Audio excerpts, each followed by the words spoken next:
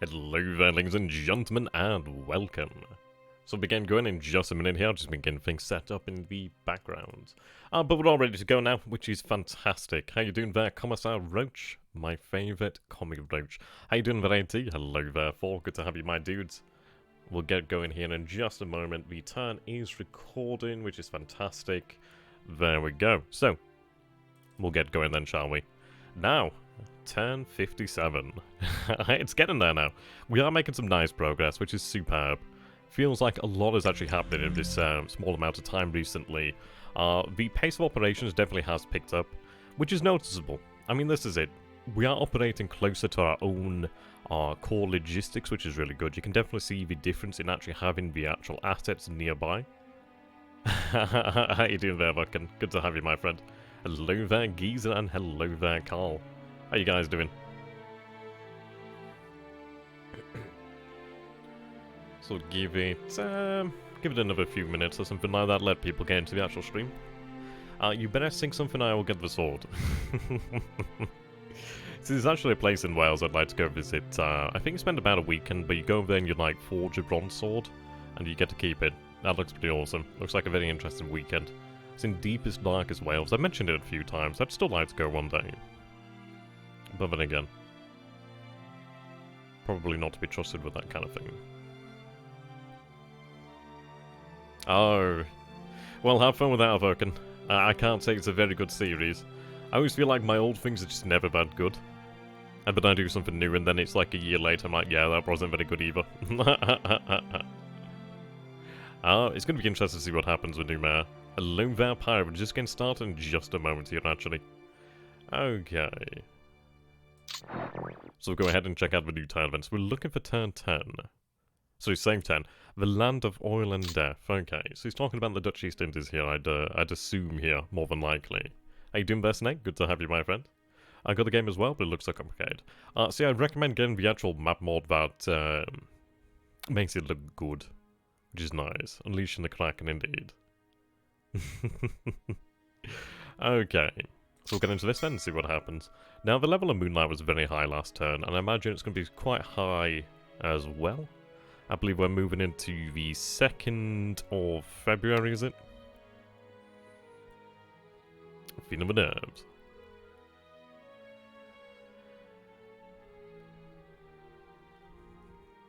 Okay. I'm not going to press escape this time. I'm going to bar myself from doing that. Right, so we do see, I think that's a British submarine, being attacked by submarine chaser CH9. I wouldn't say, I'd say she's in deep waters here. I'd more than likely say deep waters. A few rattles though ain't bad.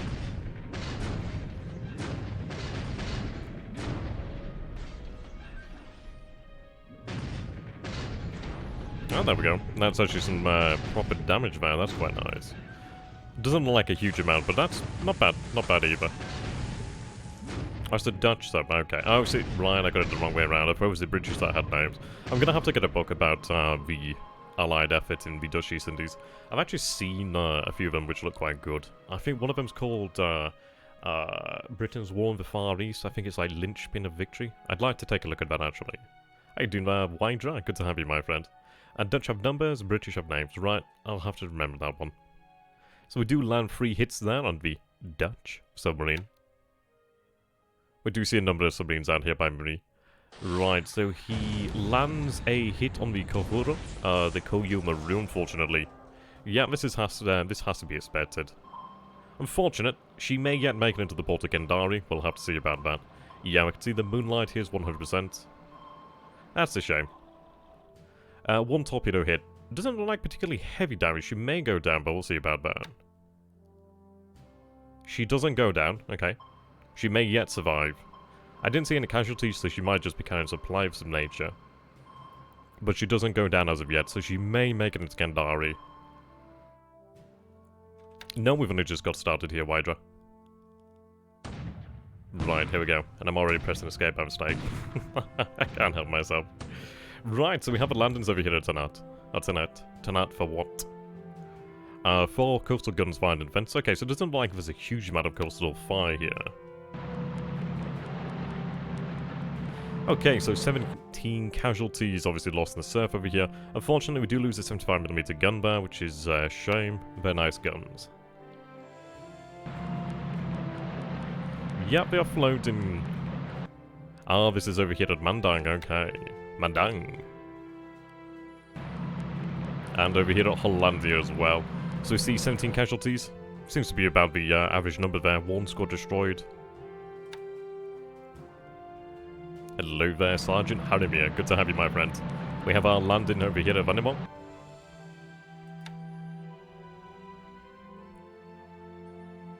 There we go.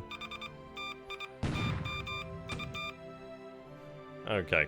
Now, before I go forward, I've accidentally pressed escape, so I'm going to look for the actual book or the manual. Right. I'm going to find the actual manual, find where the actual hotkeys to slow things down or pause it, because it is... I'm going to stop doing it. I don't know why. I think it's just a habit. I'm used to doing it in other games now. Oh dear. Okay, let me just see if I can find that.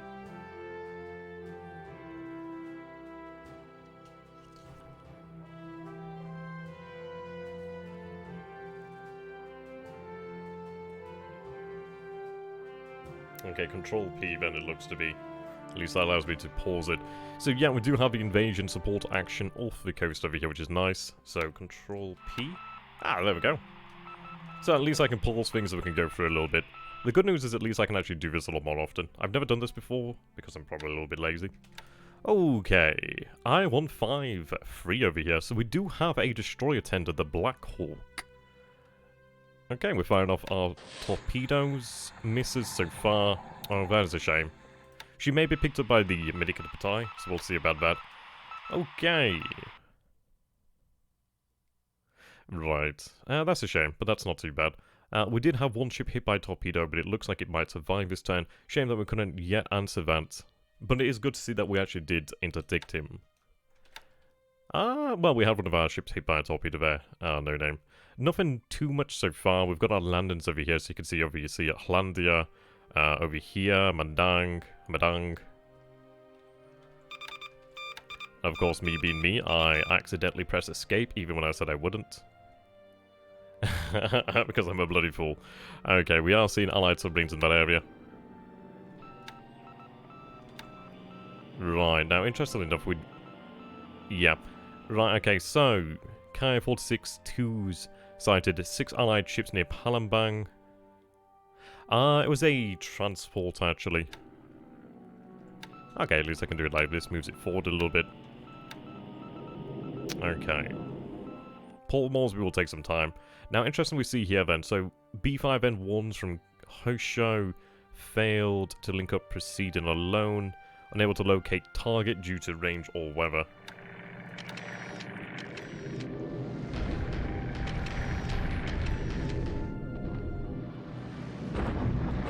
Oh, there we go. So, we're going there unobstructed, which is very nice. We have 33 Ki-51s, 53 Ki-21s, and the 37 Ki-27s there. Now, I'm going to be very interested to see what the actual numbers look like. Okay, yep, as I thought, he is looking towards sending forces from Ichang, which is something I did imagine would be happening. The good news about that is he's going to be attacking fortified Japanese positions, which is quite good. Now, I do have additional forces I'm going to bring out towards this area. I did expect this to happen at some point, so we'll keep an eye on it. It's going to take him a little bit of time, not too long. I may have to move some additional forces over here, but we'll see.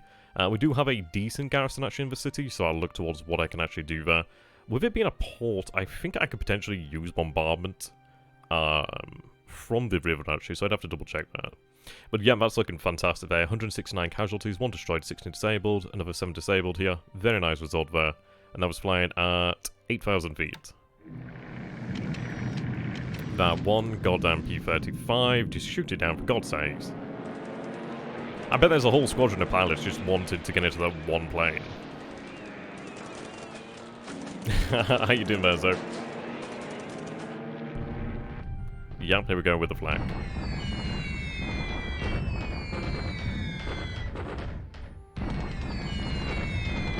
Okay, one goes down there to the flak. More damage. I mean, this is to be expected. There's a lot of flak over here to Baton.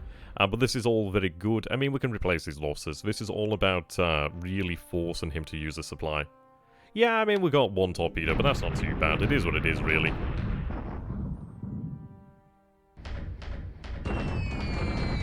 Yeah. I mean, the flak is being effective. It is being effective. I may have to higher the actual altitude a little bit more. We'll see about that. Okay, so we have more K-21Cs going in here. Well, one C's going in. Another 18. There we go, another 21 casualties inflicted. So what was that, 190, 200-ish? Right, so we have some lilies going in here unescorted. Thank God there's nothing there. Yeah, one strike by flak. The flak over Singapore is going to be extraordinarily heavy. So we have to expect a lot of losses over here. Yep, another one goes down there to the flak. Okay. I mean, all this is about is actually just keeping the damage up on the runway over here. Well, just keeping the damage up on the airfield at Singapore. Preventing from actually building up any fortifications. Just all of them going in unescorted, it seems. Ah, indeed. Just everybody going in. Oh, Gears of War 5, yeah. Yeah, I'll give that one a miss.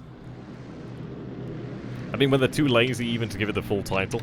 Okay, so here we go. Now, this is the Kitabatai, the baby Kitabatai. We are seeing a number of surface assets over here then put to sea, which I'm going to find really interested to find out what these guys are. Now, we have 24 A6M20s, we have 16 P5M1 Kates. I'd imagine these are probably the forces from over here, but we'll take a look and see what actually happens here. Yeah, it looks to be the same forces. Ideally, they're using bombs here.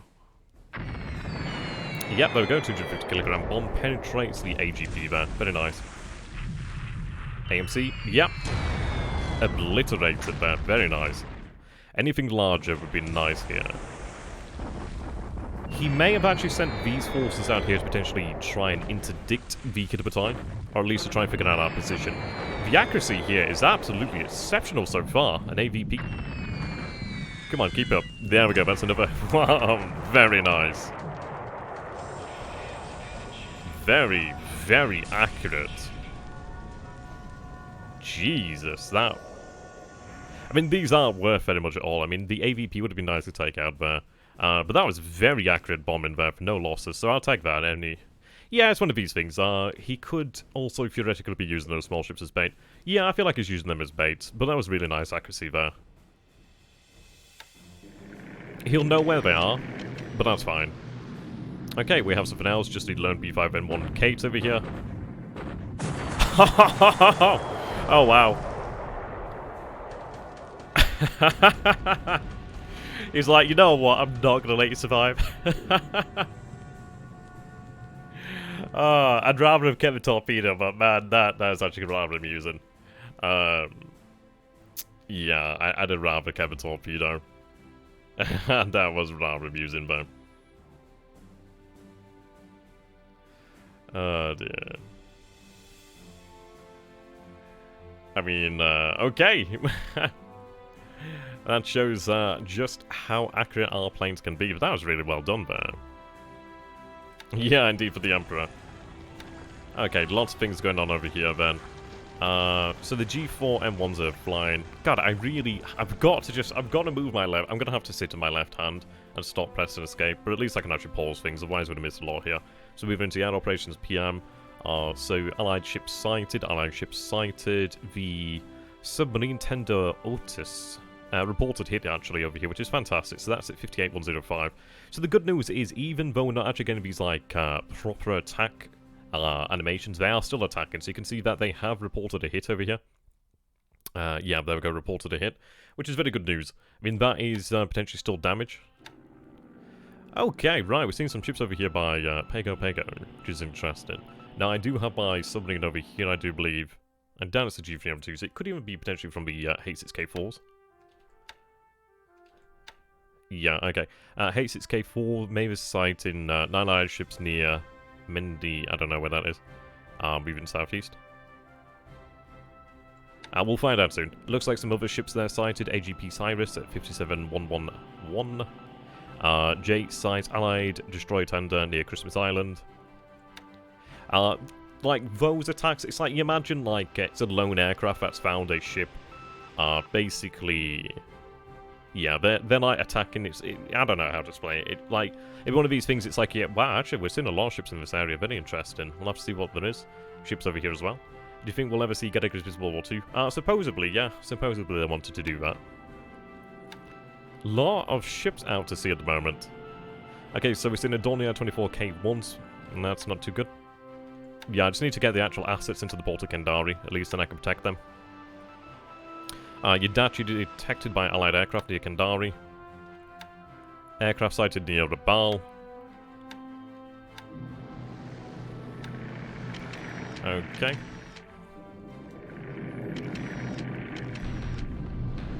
We've seen lots of Allied task forces at the moment. I saw another one just then. Interesting, okay. Yeah, so these forces are moving. I imagine these forces over there to the north potentially moving as well. So 2K-21-2As, actually. Okay, yeah, 21st Chinese Corps. At least we actually get a idea of what's going on there. Well, we've had... here we go. So PBY-4 Catalinas, the Kai-43-1Bs over here. Damage, come on. These are nice kills as well, so if we can get both of them, I'd be really happy there. So these are coming from potentially... Well, definitely not Makassar. Yeah, there we go, done. They might be coming from Soribaya. That's pretty good. They may get shot down. Well, they may, like, fall out of the sky on the way back. Operational losses, really. You may have to ride them off. Okay, so we do see another attack here from the Knipatai. We do see 31 B5N1 Kates, 24 A6 and 2 zeros. So we do see a task force here, task force here, task force here. I mean, this is really showing just how important it is to actually have naval search. Really interesting turn so far. Let's go ahead and see what the actual targets are. Yep, more small ships. There we go. Obliterated. I'd imagine it's probably trying to use my torpedoes up, but that's absolutely fine. I still have a way out. Yep, drop the torpedoes, please don't. Fair enough. At the end of the day, I'm not going to complain about... yep, she's obliterated, as you can imagine. At the end of the day, I'm not going to regret taking these ships out, because it means that there's less ships to oppose our landings, which is very good. Ship dead in the water, and you still can't hit her, okay. Which is effectively effed anyway. Yeah, good experience. Indeed, Banzai. I want to find out what this is over here, though. These are interesting as well. The good news is I'm going to be able to launch naval torpedo attacks by aircraft next turn. Well, this turn, actually. There we go, torpedo. Yeah, I feel like he's trying to use up all of our actual munitions, but it is what it is. Okay, so... one ship makes it out over here, then... I mean, these are all tiny things, they're not worth a lot.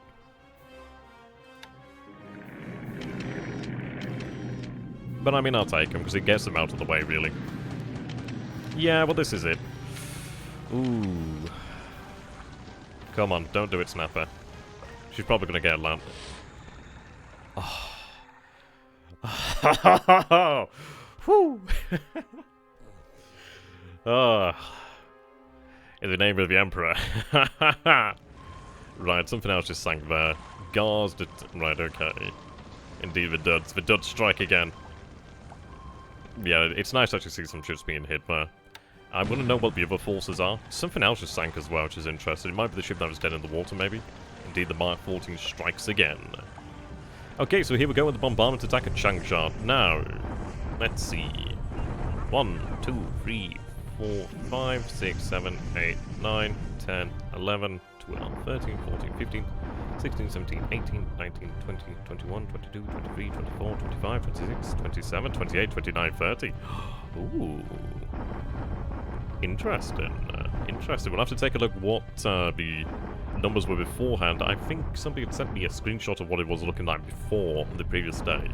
So I'll have to compare the actual numbers there.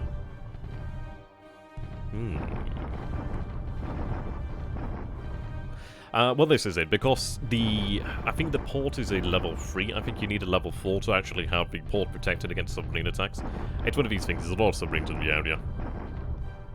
Yeah, indeed, the Battle of Changsha is indeed going to be very large. We're not even seeing the entirety of the forces, which might be why we're not seeing it over here as well. So we'll go ahead and click done, see what the results are. Now, obviously, we're just bombarding with the actual artillery regiments over here to allow our other units to build up their supply, reduce that fatigue, and just rest as well. So we'll take the base over here, we'll take the base over here as well this turn, which is good news. Wenkao will be bombarded in the near future as well by heavy cruisers. Looking forward to that.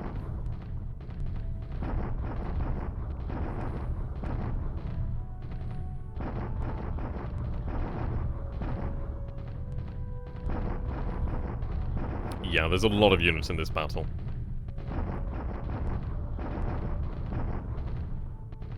I'm actually not kidding when I say there's a lot of units in here. Like, this is actually it being sped up as well. Okay, so we lose 3 guns here. Some of the vehicles are actually lost, unfortunately. 10 disabled, 5 disabled. We inflict 146 casualties, 2 destroyed, 30 disabled, 1. There we go. Right, okay, 173,000. So his numbers have definitely dropped over here. Interestingly enough, his actual AV has dropped off by a good few hundred, actually. It looks like he's actually pulled out maybe a core or 2 cores. He might be trying to pull out slowly, actually. Potentially so. Potentially a few units here and there. But the thing is, it's like... It doesn't matter, because the fact is... Well, we'll work things out. We'll comment on that one afterward, actually. But it's going to be a slaughter here. Right, here we go. The Battle of Nomare. I don't know how to feel about this one. I've been disappointed so many times before, but let's see what happens. Well, yeah, our forces are rested. They have a lot more to them, a lot more energy about them this time. But either way, we still have additional forces on the way, so Nomare will end in time. If it's going to be today, I don't know. I don't know. This is indeed a deliberate attack here at Nomare.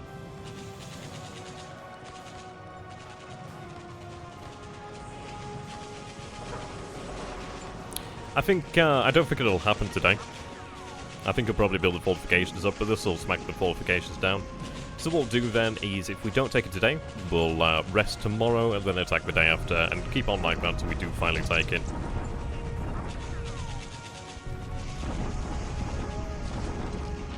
It's all about those assault orders, really.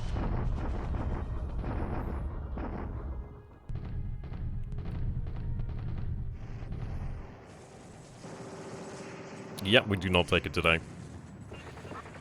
As expected, you can see here he has 19 assault value. So let's take a look at the actual losses here then. 161, yeah, there we go, okay. These are the numbers which tell that the end is very close here.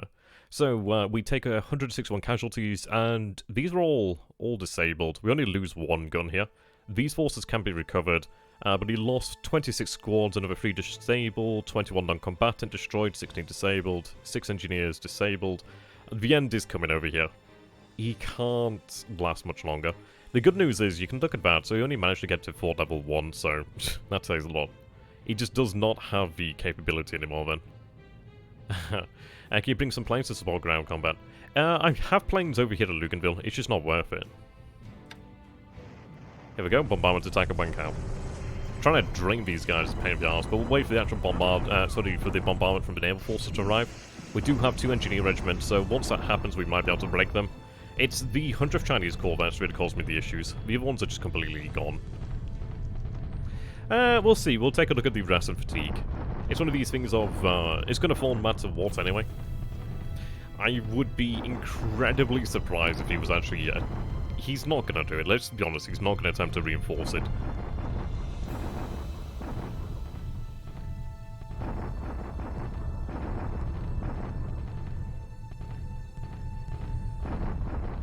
Yeah, he's not going to go for it.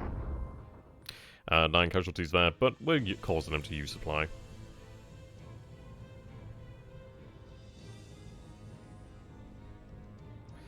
Okay. So we take 9 casualties over here. It's just... this supply situation is irritating. Okay, shock attack over here. Surprisingly, we'll take the base. But this is good. This means that we'll cut it off. Oh, so I already own that now. Shockingly, we win. I don't think that one was in question there, was it? Allied shock attack? Yeah, okay. against the second RTA. They may get... No, where... Yeah, we pull out. That's good news, actually. Ooh, that is bad news. Okay, so that's a lot of casualties. So, we were in the wrong mode then, it seems. Didn't expect them to make that quick of a progress along here. But okay, that's fine. They're only tired troops. Yeah, so we expected this anyway. Surprising how quick they were able to move, though. Shock attack here at Manus. Yep, we take the base.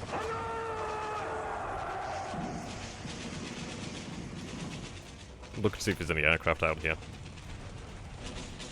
No attacks over here? I suppose that, yeah, that makes sense, because this is a, I think this is like an atoll. But it might be treated as an atoll, we'll see. Clark Field expands fortifications. Apari finally size 2. There we go. So, apologies about that once again, guys. I'm gonna have to just sit on my left hand, aren't I, just to stop doing that. But there we go. So, for those of you who are watching the replay, thank you very much for watching. I'll see you guys in the future, potentially. Until next time, goodbye for now. Okay, there we go, guys. I'm just gonna start uploading the actual replay video here. Good turn overall. I know he's trying to drain all my torpedoes from the Kitapatai. I don't imagine we'll have really many, if any, left at the moment. But that's fine. Start uploading this. I mean, frankly, we have a lot of interesting results to take a look at in that area. There's a lot of actual ships that are moving out there. So... we've got a lot to go over, and that's what I like. I like turns when we actually see a lot of things going on. Because, well, knowledge is indeed power.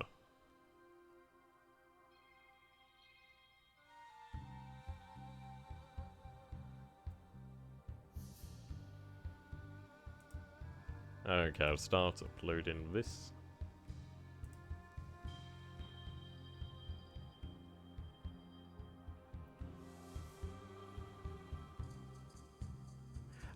We can replenish the Kitapatai once we get the Kishino AKE to Kendari. A little bit worried about it getting there, but we've got to be bold about it. I might have one of the G4 squadrons actually run ASW, but we'll see about that.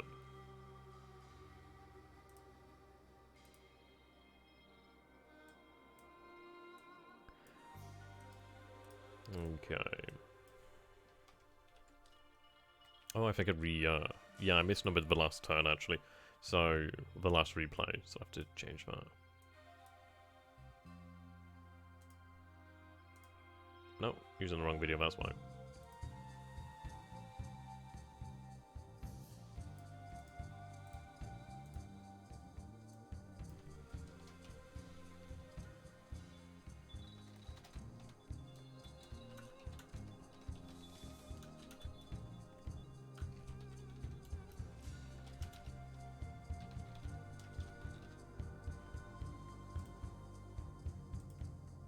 I tell you, the music's really funky sometimes. You get like one of these really nice soundtracks, it's like really funky. Okay. Okay, so that's going to publish when it's uploaded, which is fine by me. Oops. Right, there we go. Ah, thank you very much, Pirate. Appreciate my man. Okay, so what comments have I missed here? We can always use pilots as ammunition. Yep, pretty much. That'll come in the future. When can you replace that one? Yep, answer that one. If they take it, okay. Torpedoes are cheap, ships aren't. I mean, the thing is, it's like, I can replace them. It's just a matter of supply. The only issue is not, well, when you're not in a position. Jesus, there's a lot of ships moving there. Right, okay. AV over here, that's interesting. Now, an AKE, that would be worth a lot. That would be a very nice target. What else does he have over here? Okay, so he's got light cargo ships, okay. Righto. Regardless, check the sighting first. If it's cargo ships, chase after it and head west. If it's military ships... well, the thing is, it's like, if it's military ships, it's like, it depends on what it is.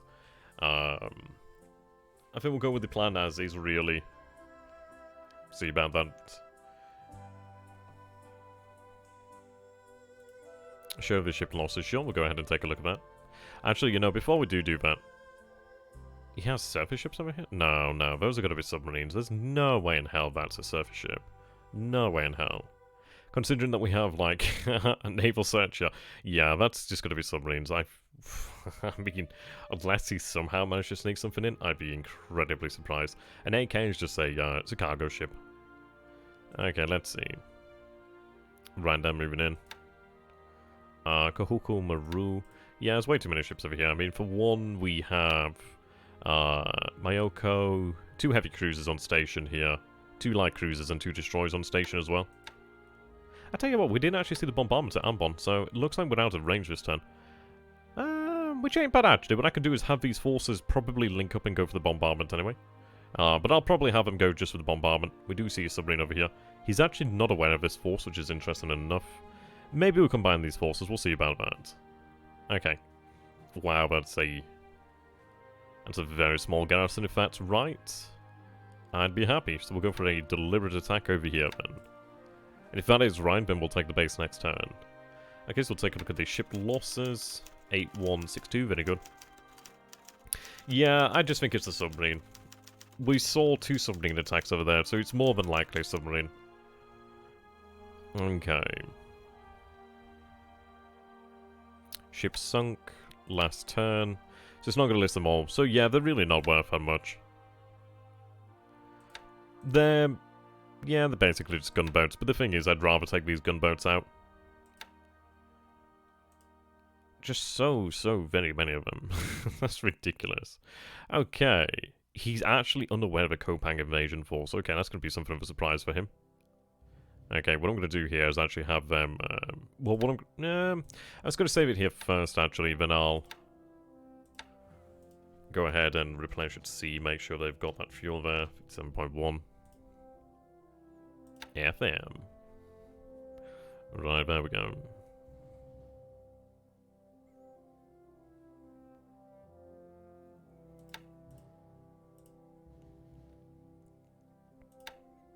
Okay, absolute.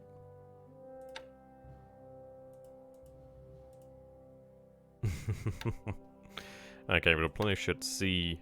Yeah, there we go. Just spreading that fuel out there just so we have that. Yeah, so that's good news. So they'll land tomorrow. That's fine.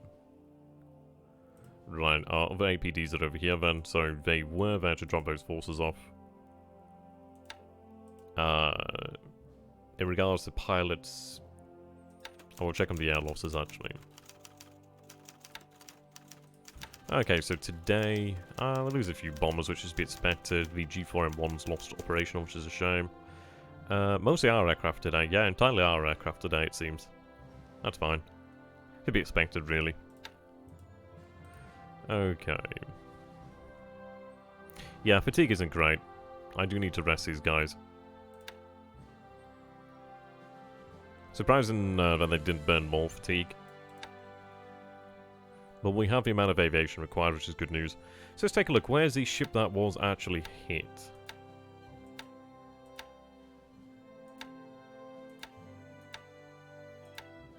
She didn't go down, did she? She buggered off somewhere. They'll buggered off somewhere.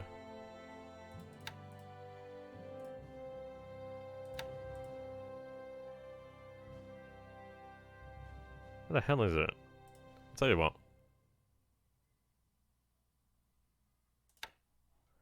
Not task forces.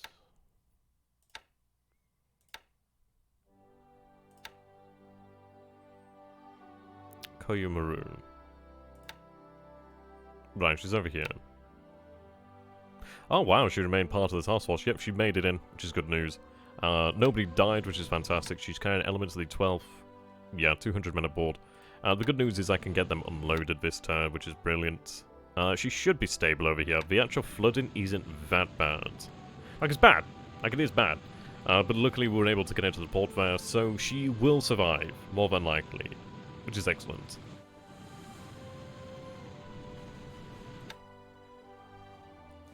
Yeah, it's more so the actual flooding damage there, really. The 28 major, so she'll have to go to the shipyard to be repaired anyway. But that's fine, I can just use her as a floating tanker for the time being. She's still got 5, just shy of 6,000 endurance. Why is loading... God damn it. Sometimes I forget about these bloody things, and that's what gets me. Oh well. They'll unload. So we'll have additional support here. Supplies creeping back up, which is good news.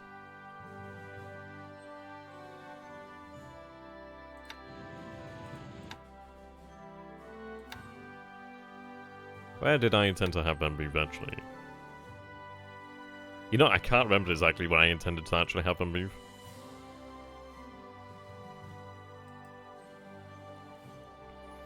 Okay, so we have another 6,000 tons here to unload, which is fine.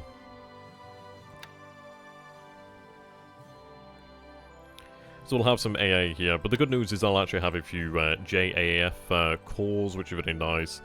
Small units, so I can actually move them out pretty quickly. Okay, so we'll go ahead and check on China then. So he's moving forces over here then, which is understandable. What do I do? What do I have over here at Hankow then? So at Hankow, we have 2 infantry brigades here.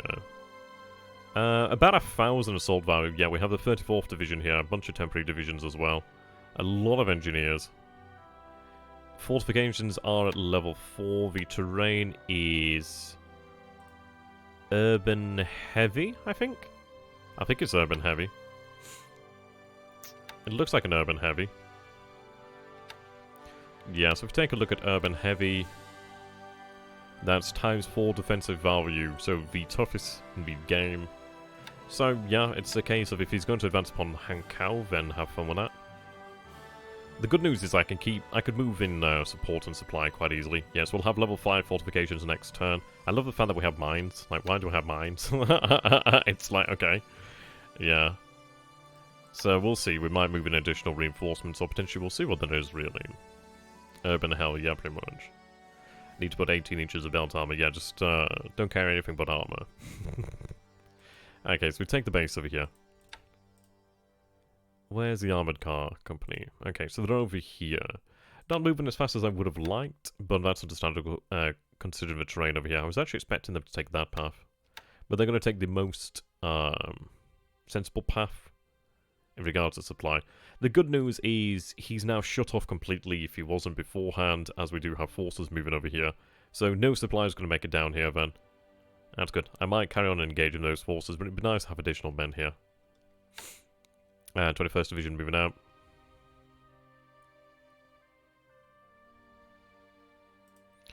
Right, so we'll be at Nanning tomorrow.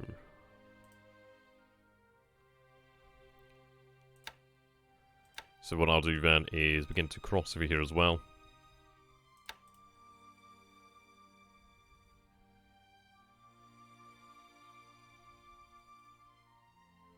Oh, right, these guys. I was thinking about which guys you actually meant then. I'm like, oh, I've just talked about them. Yeah, we'll have to chase them down, otherwise it'll be pain. I do need some actual garrison in Hanoi.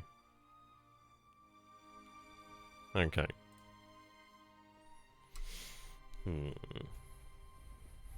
Forces moving over here, which is good. 1 unit over there then, so he didn't attack.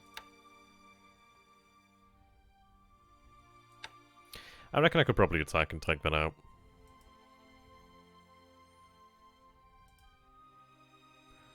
Okay, so the 59th Infantry Brigade's moving out. I mean, I do have 2 divisions over here. Well, 3 divisions actually, and another brigade. The Engineer Regiment does need to be moved out, though. I'll move them over to Loyang as well. Yeah, that's it. Show the Thai Division in Burma. The Thai Division in Burma has probably taken a beating. Ooh, they've been forced to retreat to a bad position. They took some casualties, but at the end of the day, it's just Thai forces. I can deal with that. We'll have them fall back. Like, if you want to call that a victory, then okay. It's just... it's like, okay. So he's moving additional forces. I think, had they been in potentially combat mode, they might have been able to repel them. That would have been rather amusing. But okay, it is what it is. How many enemy units in Changsha? Indeed, that's the question. Yeah, assault rifles would be nice. It could be that one of our reasons... Are we talking about the rail line, or are we talking about over here? The issue over here was obviously the fact that they were in the wrong movement mode, actually. Well, they were in the wrong operational mode.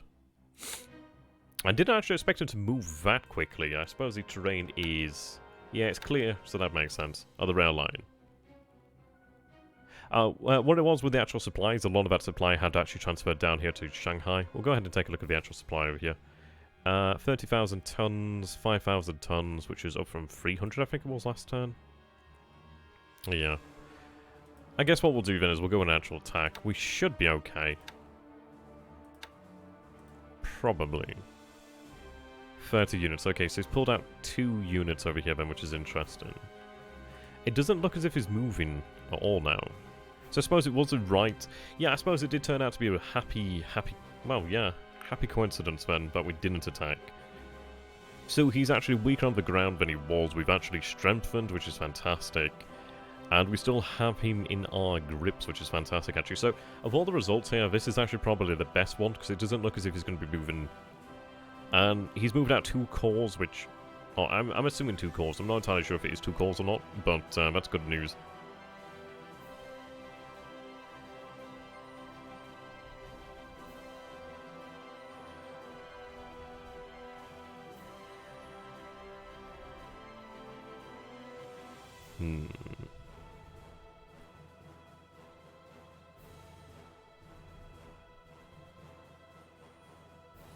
Okay. Thank you very much, Monkey. Appreciate it, my man. When will the paratroopers fall? Sorry, I read that. Fail. Fall to take that free estate. Well, this is it. I don't know if it is. And I've still got 9 out of 10 then. It's still not showing a unit. So I've got to say it probably is open. Which, if it is, that'd be freaking insane. Like, holy shit. That would be amazing. I'm not going to give any sort of indication about that. I really want to keep that secret. Okay, so the second raiding regiment is over here. How many of them? So we still have some of them over here then. So 372 forces over here. What I might do... What's the range here from Shanghai? Shanghai to that base, 17 hexes. I don't think I've got anything with that sort of range, but... And it's kind of crazy. It is kind of crazy.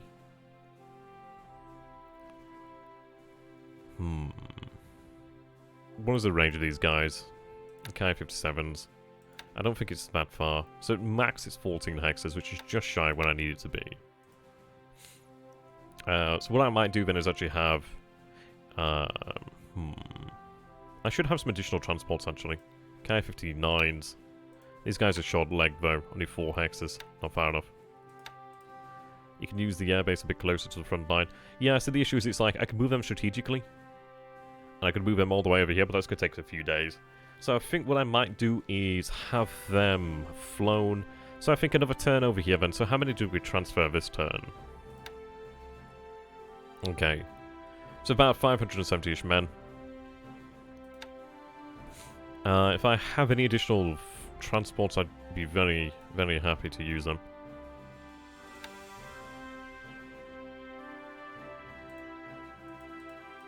I'll probably have some around. They're probably over in Malaya at the moment.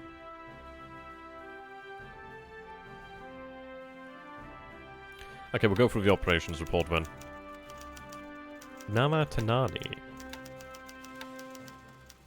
It isn't down here then. Whereabouts is Namatanani? Namatanai? There's actually a lot to look at this time, which is really nice. Okay, God damn it, Carl. I feel like you don't watch actual turns sometimes. Okay, obviously this isn't all the ships actually sank. I think we did sink more.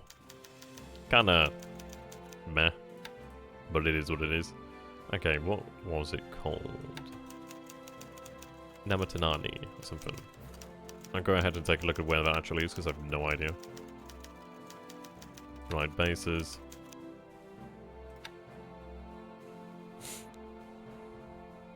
Oh, I'm gonna...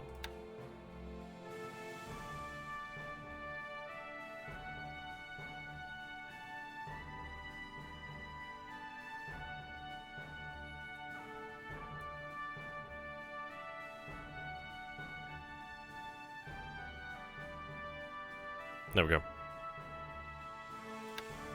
Oh, okay, so over there. Yes, there's a little dot base here then. So Manus is now ours, which is superb. There's actually a submarine there as well, which is rather amusing. Or dock up.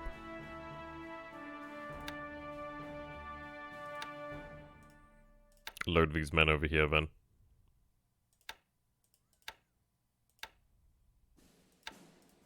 What I might do is detach a destroyer then to head over here. Those waters would be shallow on that hex. What's the size of the actual port?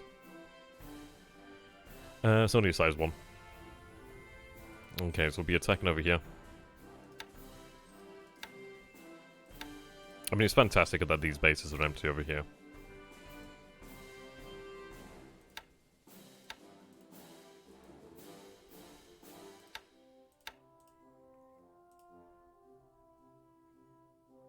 Alright, do not unload. There's no reason to do so. The only one that might be of use would be potentially Hollandia. Though, I'm going to have larger air bases over here anyway, so no need, no need. Well, this is it. I think it looks as if he's actually moved a lot of his forces out from New Guinea, which is interesting enough, actually.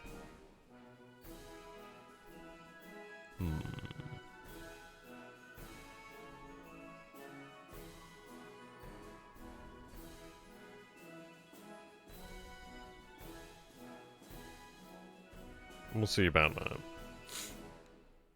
More free real estate. I mean, the good news is, I mean, the actual base that we're happy about taking is Salamayua, something.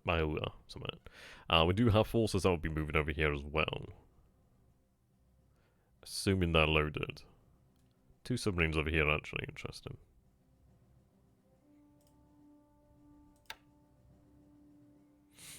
Right, you're still loading forces there. When are we taking Port Moresby? We're marching troops to Port Moresby now as we speak. We have the 56th Division and the 1st Independent Engineers over here. They've got a march over there. Could take some time. They're making progress. It's going to take a while though, but at least they'll be able to build up that planning in the meantime. Yeah, 15 planning at the moment. So, reconnaissance-wise, we do have a better idea then. So, we'll be able to keep up that reconnaissance, which is superb. Okay, so 3,000 troops over here then. 22 guns so far, apparently. Yeah. Okay, these men are continuing to head south. They've still got a while to go, but they're getting there. Right. Take a look at the fatigues. Fatigue, yep. Okay, this is actually not bad. I can work with that. It's,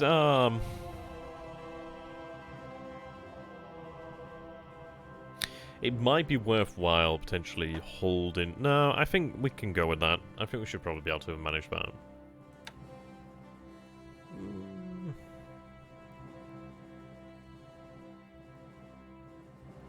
Yeah, these... 37.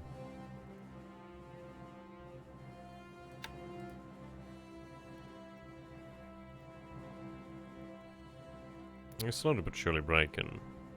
Right, tankers over here, which is interesting. No. So he's definitely moving fuel over here to Pago Pago. It definitely feels like he's going to be moving carriers at some point in the near future, then it seems. Okay, so let's take a look at our radio intelligence. Heavy volume of transmission detected at San Diego and Pearl Harbor. Radio transmission detected at Dutch Harbor, Mandalay.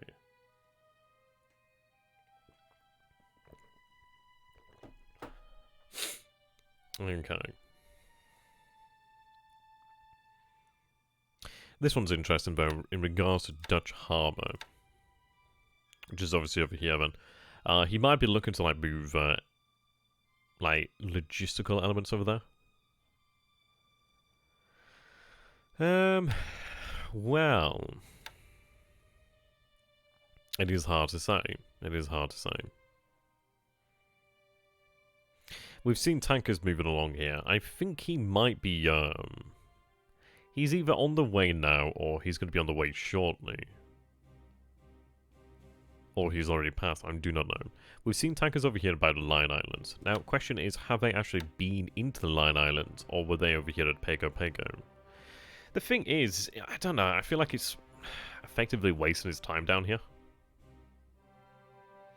I mean... I don't know. I mean, really, what is he going to achieve down here?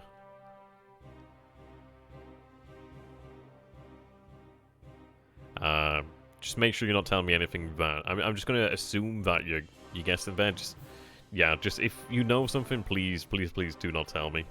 So I'll just ignore that. I'm just going to assume that you were just, like, speculating. We'll call that one speculation.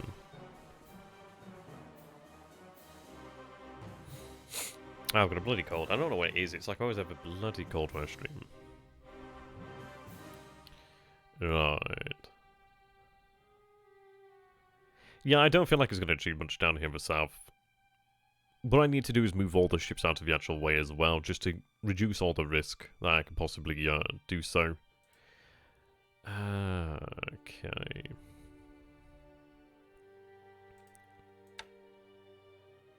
I don't know. I mean, this is it. I think this is going to be the interesting thing, really. As we'll have a level 3 airfield here shortly, which is very good news. Can't be worse than jerky. You know, I actually do like jerky. Wait, we're talking about beef jerky or something else. Oh, right, okay, yeah.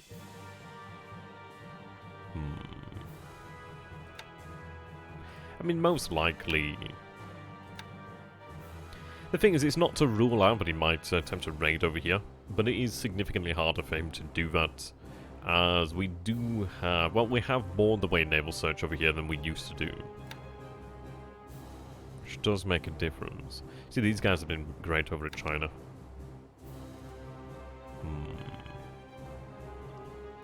I'd imagine he's going to be wary at this point in time. So I imagine that he probably is just... He'll be feeling the fact that our focus has shifted. But the fact is, whatever forces he's deployed over here, they're down here. Now, it is going to be interesting to see how that actually works in the future. Because obviously he's going to have all of his assets. He's going to have a big logistical base over here. Which, okay, fair enough, fair enough. But, what is he going to hope to achieve with that? That's something to bear in mind. We do need to be careful out here in regards to the mini-Kitabatai. Now, moving southwest. I mean, hitting a aviation tender would be a nice target, actually. I mean, hitting that AKE, assuming it actually is one, would be a very nice target as well. I don't understand what... He must assume that I've only got the air power of the Kitabatai. He must have really... I don't know, he may... Well, he has some detection over here, so we'll know that there are bombers. He may just assume that they don't have the range or I don't have torpedoes. If you think about it with cold logic, the best thing for him to...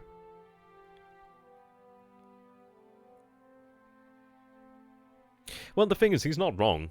Like, Snake isn't wrong there. Well, the best thing he could do would be just to wait, bide his strength, because he doesn't have to really do anything here. Sure, it gives me a chance to actually consolidate my positions, but in reality, if he reveals his carriers, then he reveals his carriers. I've not revealed mine. He probably has the magic intercept system going. Well, obviously it's going, so he'll probably have an idea of where they are. He's not seen them for a little while, so obviously that...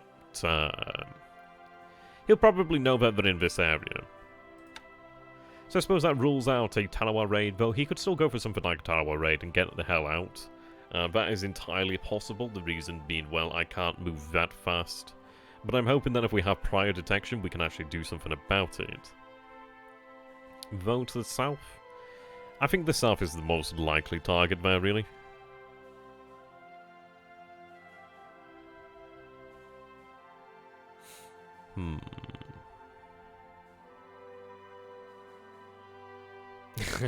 Thank you very much, Fair Slash. Good to have you, my dude. Hands where I can see them, yeah, pretty much. DHG is someone that would want to keep the pressure up, to keep you on your toes. Yeah, more than likely. But the thing is, it's like it's going to work against him in that respect. We're not really in a position... Like, had this been earlier, potentially... And the thing is, it's like, look at it down this way. I mean, sure, there was a Kitabatai, but we've seen the fact that he will disregard danger to go in anyway. Though it does seem like the psychology does actually change when there's a carry involved, which is interesting. But obviously, you recall the part... Well, recall the times when we obviously had all the transport ships over here. He could have potentially come down here for a raid, but he didn't, which is interesting. I think... I don't know. I feel like they're still at Pearl Harbor, potentially. We've seen tankers over here. As to whether the tankers are building up fuel at Palmyra, I don't know. I'd like to actually get some reconnaissance over Palmyra to take a look at the numbers there. Because I would contemplate a... I'd contemplate attacking, well, at least landing at Palmyra. If the garrison was very small, really. The reason for that would be it would be nice to deny him another base there. Especially if he's been stockpiling fuel there, but we'll see about that one.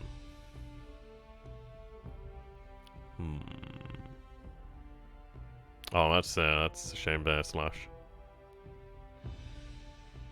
The fact we see tankers, well, supposedly tankers over here, so more than likely tankers is interesting. What I want to see here, then, so we do have the I-21. She does have a search plane. These guys could have been picked up from Funafuti, actually, by the H6K4s. Which is entirely possible, actually, because they're well within range. So...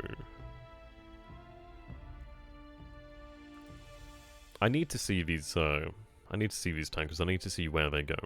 If they head over here to Auckland, then obviously I can potentially have a go at them. But the thing is, where's he going to head from here? He can only head back, or he can stay here.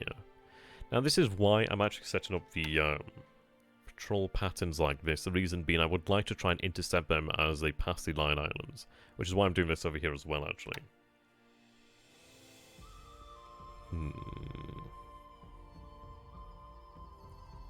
The war goes well. The war goes well. We had some losses to our Thai unit on the border of Burma, but that's fine. To be honest, I'm quite surprised at how fast they moved against them there. Okay. Right, so we'll take the base over here next turn. I'm going to have to take a look at the increasing the amount of ASW over here. Where's the Kashino? She's over here. I need this to get through. Really do. We've got the Yasukuni Maru, and we've got the Kashino. The Kashino is the only AKE I have at this moment in time, and I really need her to make it through. I don't know, man. We'll see. I've got the 16th Army moving there.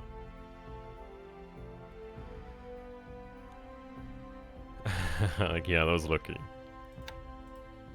I wonder which ship it actually targeted, actually. Sorry about the bloody sniffles. Okay, sub-chasers over here.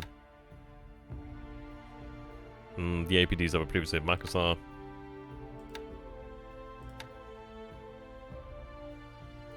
No APs as of yet. Right, okay, so it must have been that. Or could it have been one of these? Well, we have our oiler moving in over here as well, which is very good news. I mean, that's a lot of light cruisers. So the thing is, we are continuously building up our power over here, actually, which is very nice. Yeah, additional supply moving in here, additional patrol boats, which is good news. Another patrol boat here. Destroying minesweepers over here, they're running patrols at the moment.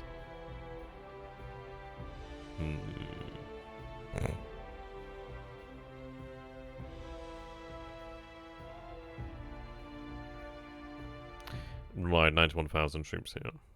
What do I have in regards to information over Palembang? So, harbour defense motor launchers, I think they're called. Now, I need to really gather some information to the actual strength there, the ground strength of Palembang. Depending on what it actually is, it might be worthwhile actually just attempting a brute force landing, potentially. I don't know if he has any sort of coastal defense guns at Palembang. I'd have to go and read up on the history really on that one. But that's something to bear in mind. Something to definitely bear in mind.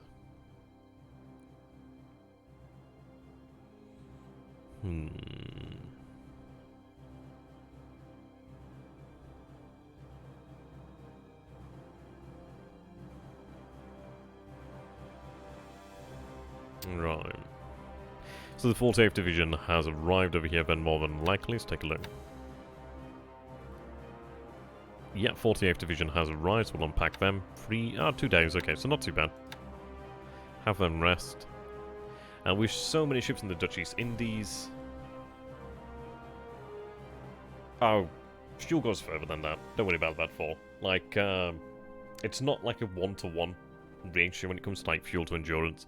I don't know what the actual numbers are, but it's not one-to-one, which is good news.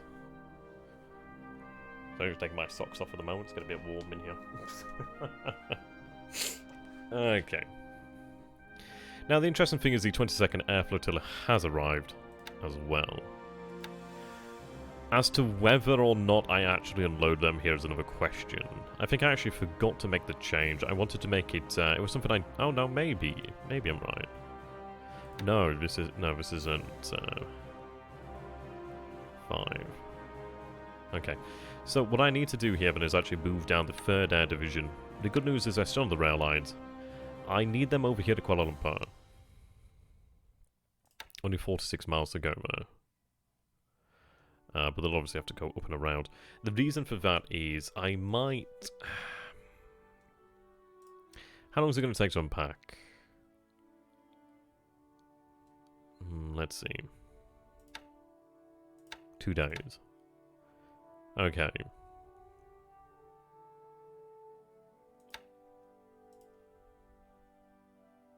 Yeah, don't worry, Forrest. It's not going to be back. We're not going to run out. We're not going to run out. Don't worry, dude. And the thing is, I'm going to, like, just be like a vampire. Suck the fuel out of these guys. Our next move in the area is going to be moving towards Balikpapan, I reckon. I'd like to take either the detachment over here at Kendari or the detachment over here at Makassar. But I'd like to hit Balikpapan next. The march on Singapore comes in... about 2 days when it seems. We're going to wait for... Let's see. Where is it? Yeah, 2 days for the 48th Division to be unloaded. Well, unpacked. A little bit of fatigue there, but they'll be able to recover that soon enough. Yeah, it'll come soon. So we have a size 6 base over here then, so not the largest base ever. A larger one would be good, but we should be able to recover our fatigue fairly quickly due to the fact that, well, there's a lot of supply here, there's a lot of support here, and we're not under attack.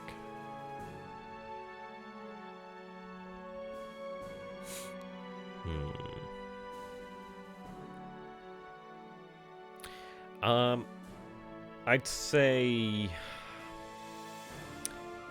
See, I had Major actually ask this one of me that. He says, well, we're basically discussing, like, whether it would actually be ethical for me to take a look at, like, the first Allied turn, basically, like, the dispositions.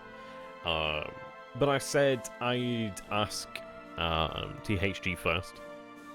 Like, it makes sense why I could, because obviously it represents the fact of, like, pre-war planning and information reconnaissance, that sort of nature. But I want to run it through, well, past THG first, to be honest. So I'm going to say, just for the time being, we'll not discuss any details. As such. I know it's one of these things, isn't it? Because it's information that's easily accessible. But I think I'll ask him. I don't know, man, but it's one of these things. It's like, I don't want to feel like I'm being unfair to him.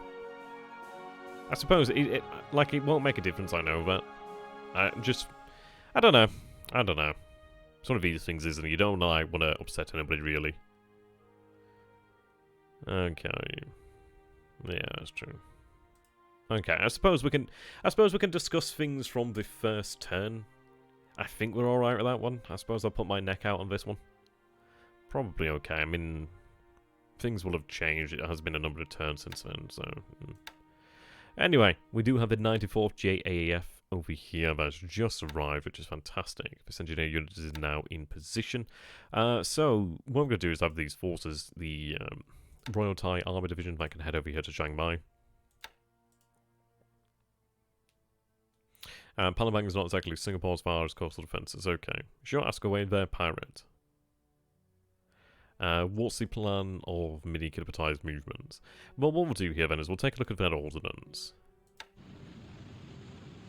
Sorters are running a little bit low over here. No 15-inch guns, yeah.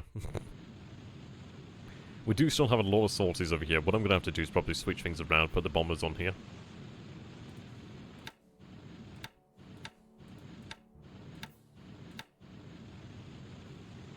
Right, we do still have sorties, which is good news. So we can put some of the bombers on here as well.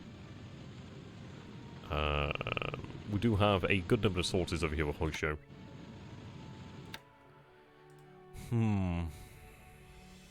We do still have sorties then, I just need to re-jigger the planes, really. See, the thing is, we know how much ammunition we have. We know what munitions we have, but he will not know that. Bombs are sufficient for the task that we have in mind. See, we will land at Kopang next turn, so we do have a way out, which is very good news. Endurance is still decent enough, so we do have that going for us. I think what we potentially might do then is, let's see. So this moment in time, we're 8 hexes away from the airfields over here. So what we might do then is pursue a path. Let's see. So we'll say that this is the destination for the time being.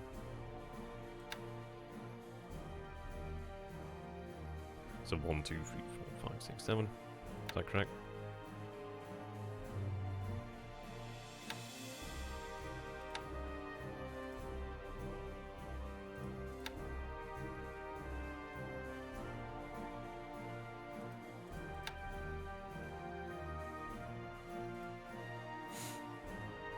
Okay, that's 9.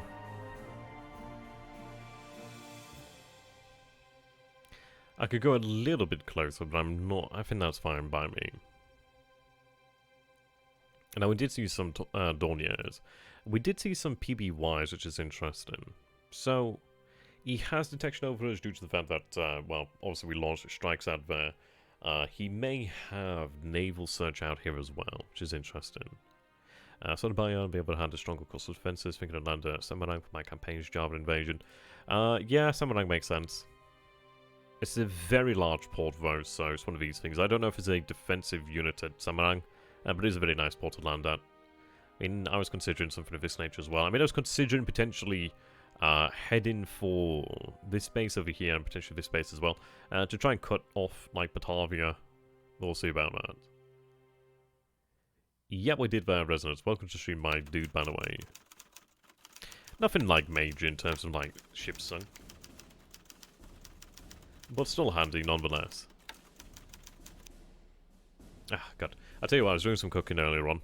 So, chopping up some garlic. And the thing is, it's like, I've just rubbed my nose and all I can smell is garlic now. That's a good thing I like garlic. Okay, so let's take a look at this then.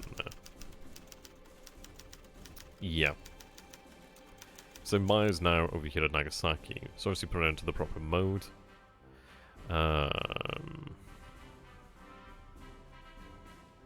PT 33 reported hit.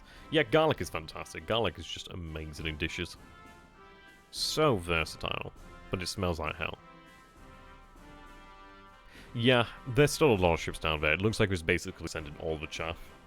Which I'm kind of happy that it wasn't intercepted by the submarines and their torpedoes.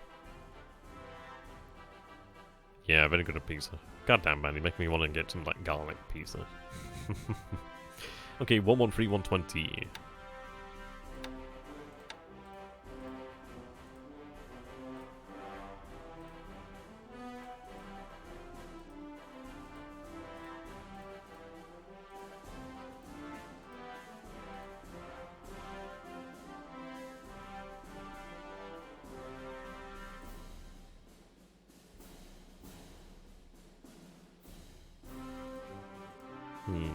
I'd be surprised if that was an allied force. It might be a misidentification of that one.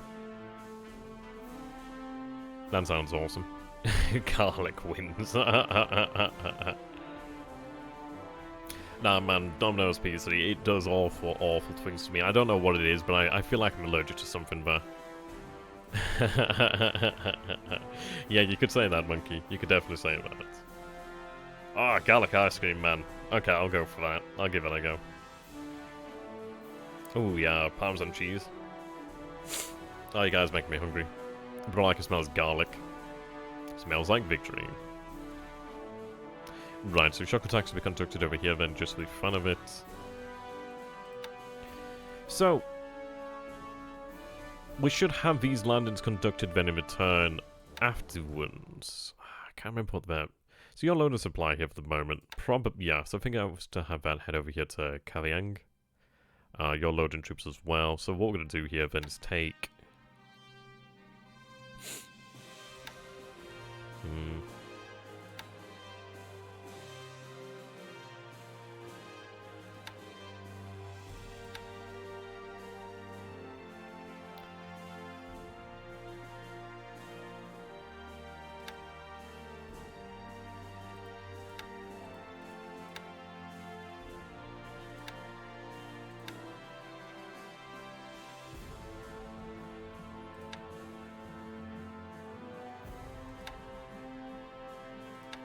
I believe it was you. So that is 1,200 troops aboard. Still loading some troops.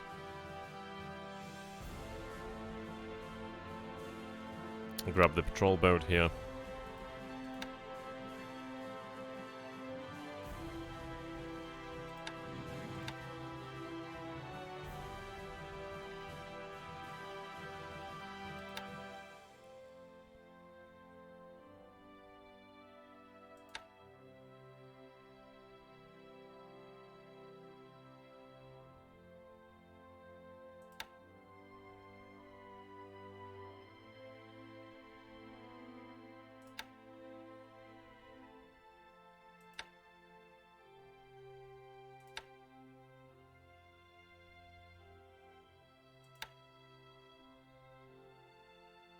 Okay, now that makes sense. But there's only 993 troops here.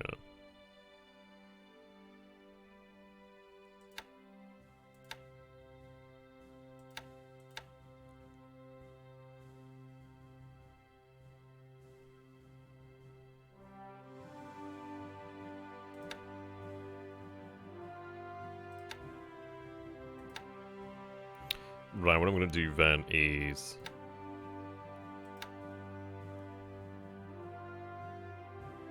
take that patrol boat.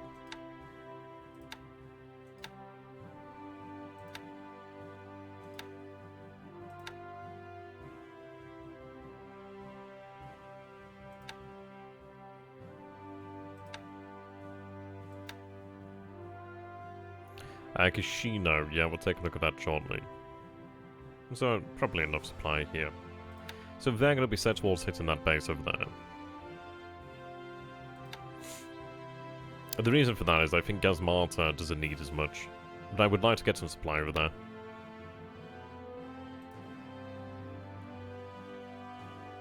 Yeah, we'll take a look at that shortly, pirate. What I'm going to do then, do I have another patrol boat? I do not, unfortunately, so I'll take another destroyer then, it seems. Take it from 392 to the 80. Right, head to Gazmata.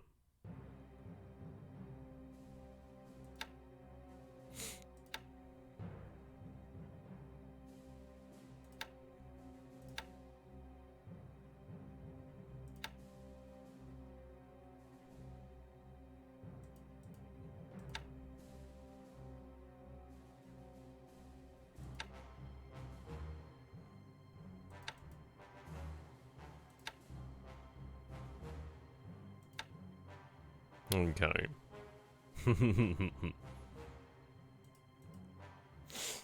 Ah dear. Right, so they're all going ahead, which is good news. So Kashino, she is over... not here? There she is. She's over here.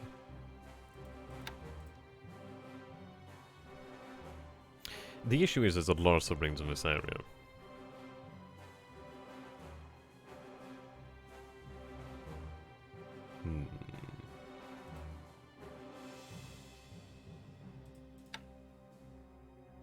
Right, I'm gonna have Sea Detachment begin to build preparation for Balikpapan. I think that'd be the nice... I think that'd be a target to take there. The issue is... I mean, I don't have to take Balikpapan per se, actually. I'm gonna have to... well, it's clear terrain, actually. That's not too bad. The garrison... it might be easier to take Samarinda, but at least we do have our forces ashore and I could march across. The other thing is there's only oil there. I reckon a detachment of the division would be sufficient to take it. It is, after all, 131 assault value. 37 guns, yeah, it should be sufficient to take it. The terrain is clear, so it's not too bad. Thank you very much there, Colour. Appreciate it, my dude.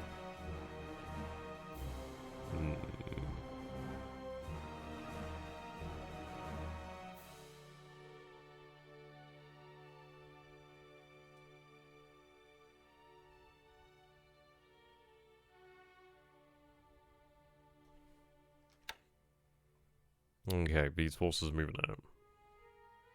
Take the oil. Well, the thing is, it's like it'd be nice to have the refinery over there.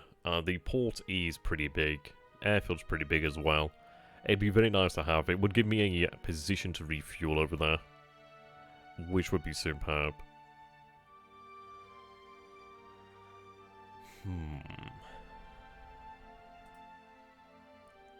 Okay, what I'm going to do here then is enemy units, task forces.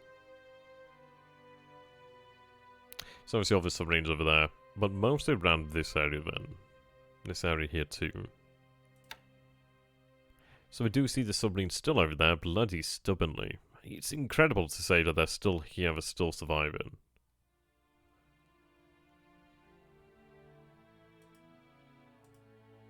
I need to start doing that. I forget about these things and it can really cost me. It can really, really cost me. Oh dear. No wonder, because I didn't have it on patrol. I'll patrol off that way.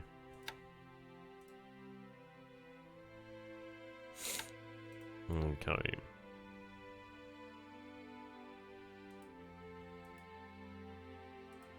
Right, these guys.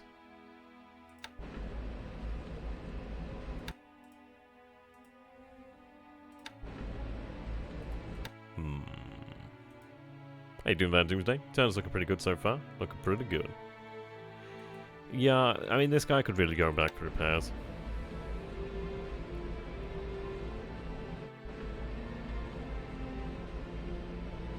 The thing is, I do really want that search plane.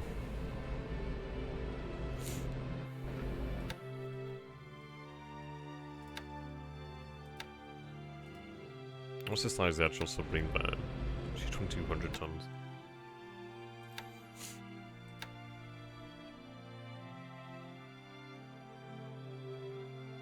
She could potentially be repaired at the dry dock truck. I think for the time being then, while she's actually out here then, because I could potentially just run her at cruise speed. We'll see. If we take any additional flooding damage or anything like that, then I'll get her moving. But I think for the time being, what I'd like to do is actually have her just really run a patrol over here. I don't want her to actually engage, but I want her to actually just be there, just to actually spot the enemy. That'd be quite nice. The other submarine over here, I'm actually going to have that head down. I mean, the thing is, like, I'd love to have both of them head over. But we'll see.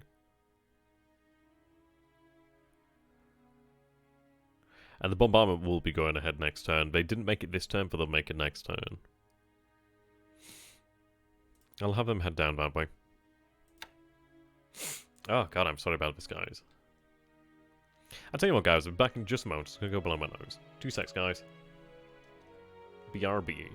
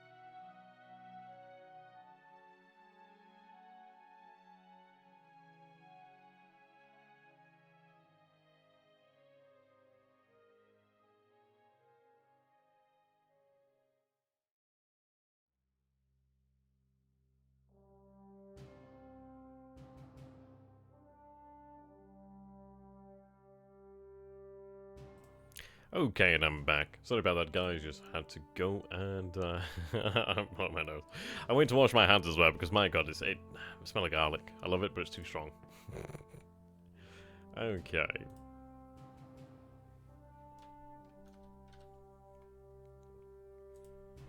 So the amount of Changsha supply, well, the supply around that area.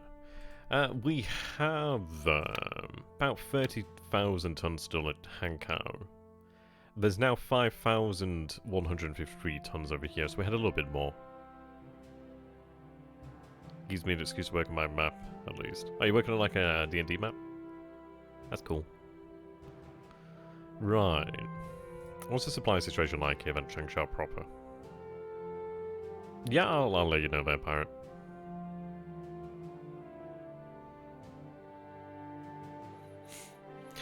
Well, the thing is, when it comes to like the industrial thing, it's it was actually down to a lovely woman. I forget her actual name now. I really feel bad about that. I forget what her actual tag name is. I don't think I ever knew what her real name was. But yeah, she did a R&D plan for me quite early in the game, and it is a nice plan. It's just one of these things of like, we'd like to make changes to it. But the thing is, with how it works with the R&D in this game, it's a little bit annoying. Because once you make a change, then you can't go back, which is irritating. Because obviously you spend that supply. So what we're going to have to do then is a few of the actual airframes and engines we will stop producing for the time being, or halt expansion of.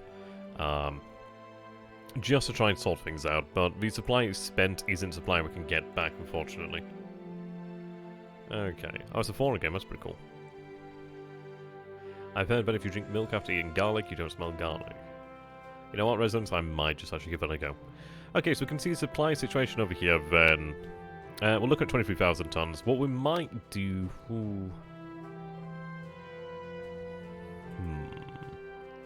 Yeah, the 37th Division just arrived, and it looks like the 27th Division just arrived as well. So put them here. So we've had our strength increase yet again, which is fantastic. So we're now looking at 97,682 infantrymen here, 151,245 second line troops, 2,200 guns, 2,700 vehicles in total. I may have to just halt the bombardment while I build up the supply here. Supply isn't great. Some of the divisions have sufficient supply now, which is good news. What are these stats like? Okay, so fatigue's very low at the moment. Some of these artillery units do have fatigue. That one's actually got a lot of disruption over there, which is interesting.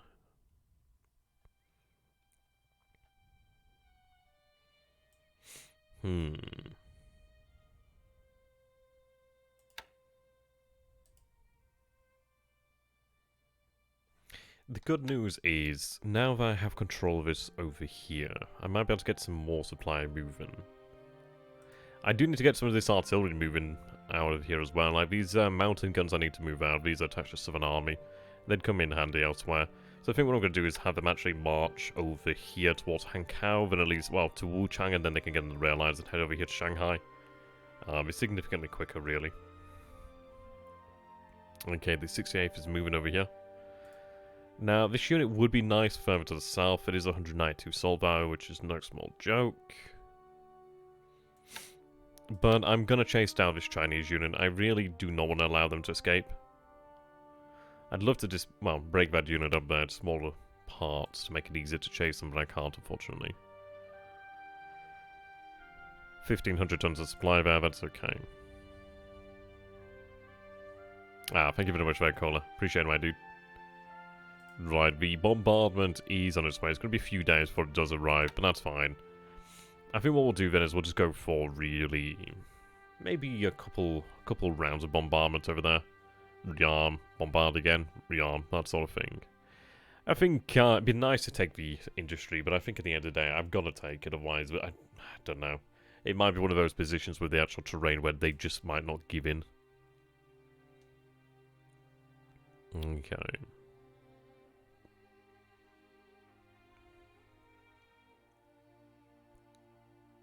So it's got one unit over there. It's got 5 units over here, then. I need to run reconnaissance over Rangoon to figure out what his air power's like. Thank you very much there, Spartan. Really appreciate it, my dude. So, resubscription there from Spartan Row. Thank you. 3 months. God. Do I get to... Do I get to meet your parents soon? Oh dear. Right. So I do have a little bit of detection over there, but I'm not seeing anything. I don't think the detection is good enough to see anything as yet. Not that many men over here then. Now, we do note that there's still 5 fighters over here. Maybe you should take me out for dinner first. Oh dear. Use and abuse.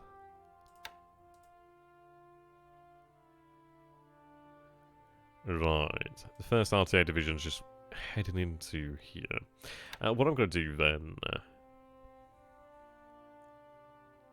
I'll have them head over here then to the north. The reason being, if I need, I can actually have them sent over here to Chiang Mai. But I'd like to make sure we can potentially hold on to that base just in case. How are the Ki-43s then? Okay, good few of them are ready now.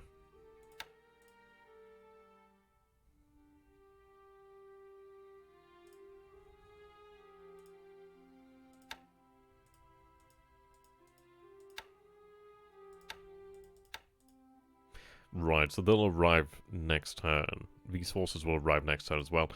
These are aviation engineers, which are superb. Need them. These guys are headed to Bangkok as well. In Siam. This one over here, Magui, something like that. I've got the 3rd Royal Thai Army Division heading over there now.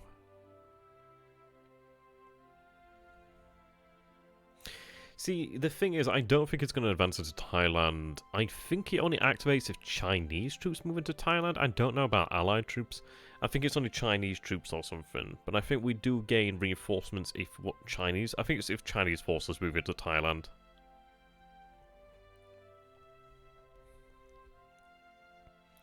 Unlikely that's going to happen. Okay, let's go and take a look at the map.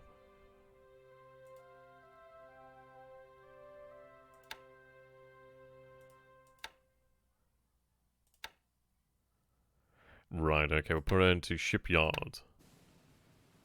So it looks like 42 days either way, really. Which is fine.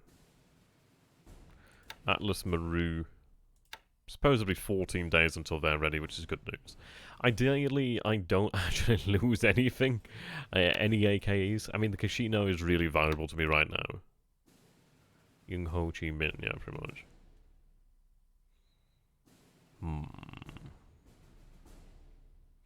So the results of the air bombardments are encouraging. 915 guns.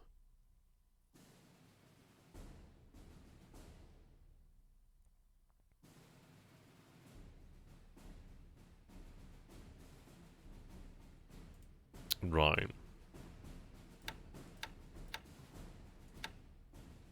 These forces need to get out of here then. So what I'm going to do then is actually have them head towards Hankow. Well, Wuchang. We can get on the rail line. I'm going to have them move out and head to Malaya. The USR has not been triggered, thankfully. Oh, wrong unit. But we'll have you move out anyway.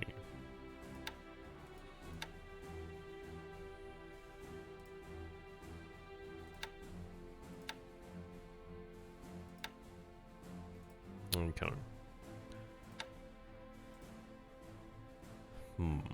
See, what I'm going to do here, then, is I'm going to have the 104th Division. They're going to move down here. The reason is, well, the other piece of artillery over here, then, so the China Expeditionary, and these are just AT guns, aren't they? I mean, they're really just defensive guns. He's got no AFVs anyway. So I don't know what they're doing. They're not doing anything good here. I'll have them head towards Wuchang as well, so they might be useful on an island one day. Only small guns, aren't they? Let's have a look.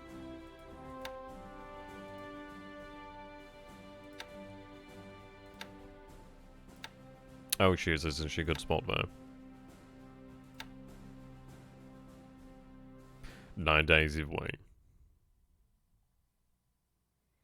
Yeah, well spotted there for...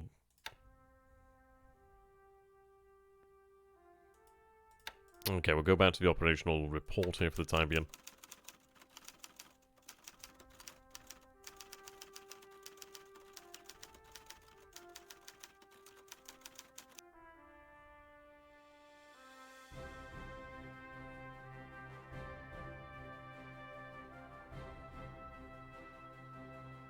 Right, so I lose an aircraft.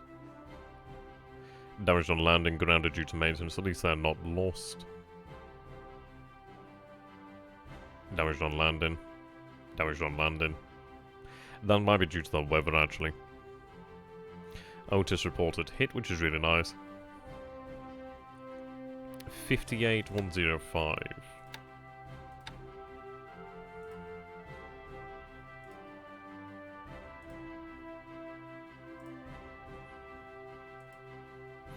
Okay, so it might have been... Yeah, I imagine it's you. I imagine these are actually the submarine tenders, actually.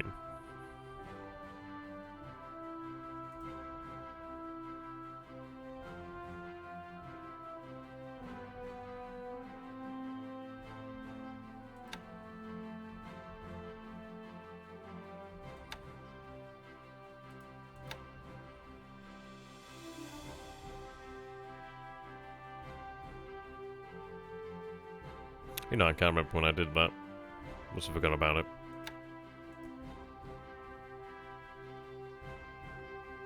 Right, so my surface assets over here. We could attempt to try and clear mines out this way, but I don't think it's going to be worth it too much.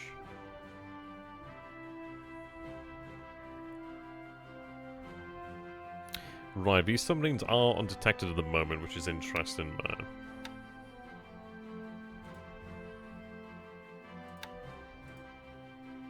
We can see that he has taken this path though, which is good news. I think what we do then is we maintain with the Kitapatai.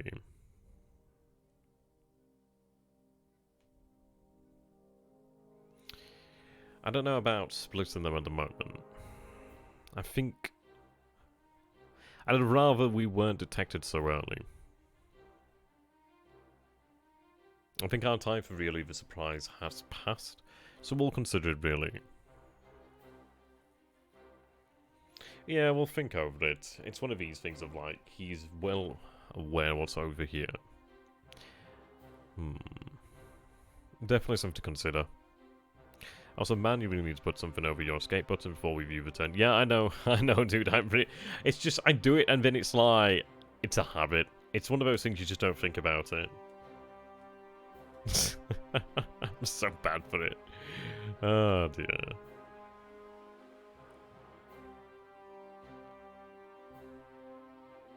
Okay.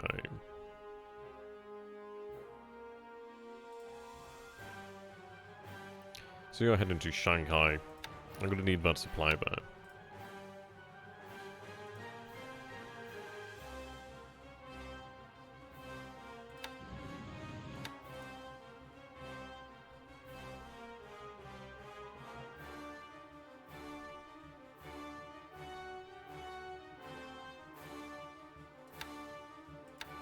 Potentially so. I mean, the thing is, it's like, if we move over here, then we're not really... I need to be around about this area.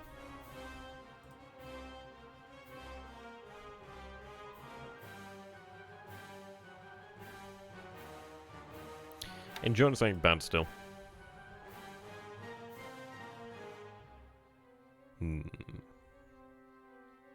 See, I need 2 days now. 2 days I'll be able to run the 22nd. I might be able to get torpedoes off. I'm not entirely sure, actually, if they need to be in combat mode.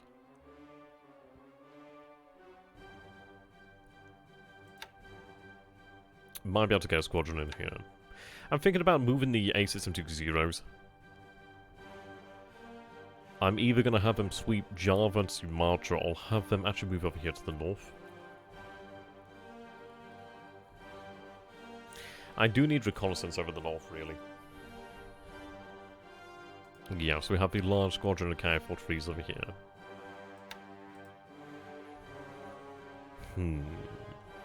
See, I want to be in a position when I can get a preemptive strike against Rangoon's airfield. I do feel like he's actually got a lot of assets over there at Rangoon. It's most likely there, where he's been moving his air power. I'd be quite shocked if he hadn't been moving it there. Now, let's go ahead and take a look through the rest of the operations log. Have we seen any aircraft over the Royal Thai Army units? That's what I want to know. So, Allied reconnaissance near Babaldawab. It's understandable. Artanat Kandari. So he's definitely running naval search in that area. We did see the PPYs, which is interesting. Yeah, Allied float crane, plane. Allied, yeah, he's using the bloody birds. Right, Allied aircraft sighted there as well. 2nd RTA and 6 RTA. Reconnaissance sighted over the 2nd RTA. Fighters of the 2nd RTA.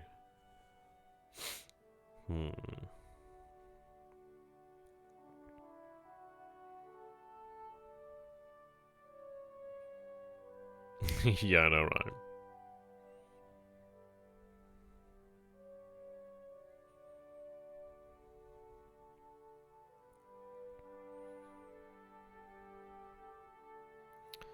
B5 and 1, D3A1s. Okay, DMS W2 taken out of commission to begin refit at Nagasaki Sasebo.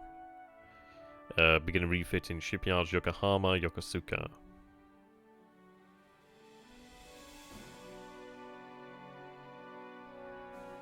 Here we go, so you can see that the 18th Independent, 14th, 11th, 20th, 16th, set 10th as well have changed their names. I'm going to fix this when I get the chance. 60th Sentai arrives at Kotobaru. 33rd KUT-2 arrives at Tokyo. 62nd Sentai arrives at Kotobaru. 2nd Ranger Sentai arrives at Kokoshima. Something like that. And we'll go ahead and take a look at the Tokyo. Right, the D3As. Okay, so be able to have them resized aboard the Shoho shortly, actually, which is good news. We're using these guys over here, then really just resize the units in the area.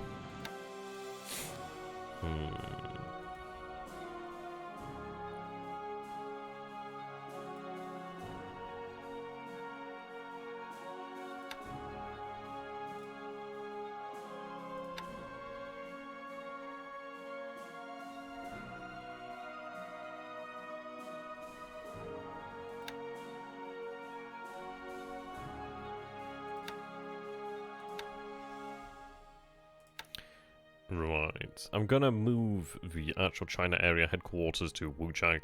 It doesn't actually need to be here. It is a lot of support granted, but it is a little bit risky having such a high level headquarters there. So I do wonder, how do we approach the situation over here at Changsha then? We've seen him move 2 units out. We've not seen him move any other units at the moment in time. So the good news is our timetable isn't as rushed as it was beforehand, which is good. I've got another 2 independent engineer regiments going to be arriving in the next day or 2. Another 2 divisions will be arriving in the next day or 2 as well. I think we'll continue the bombardment. Supply will build up here slowly but surely anyway. I'll have a supply run to Wuchang next. I might take some additional units over here as well if we have anything spare. Anything here capable of moving cargo, I'd just like to get some additional supply moving up there. Okay, so it's just a tanker over here.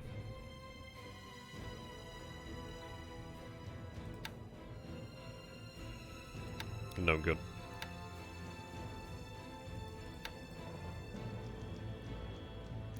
Well, this is it. The thing is, it's like if we're going to land the air regiment over here, well, the actual air landing, the 2nd Raiding Regiment. I need to get them over here as well first. So, how long would it take to get it moving via strategic? So, it'd take a day.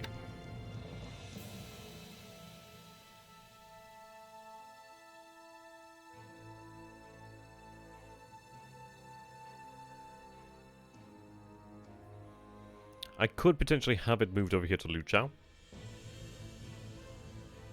That would put me within range. It would be best to get it moving over here to Hankau, but the thing is obviously it can't move at the moment. We'll attack here ideally tomorrow. Ideally that's okay. I don't want to take anything else off the rail line just in case.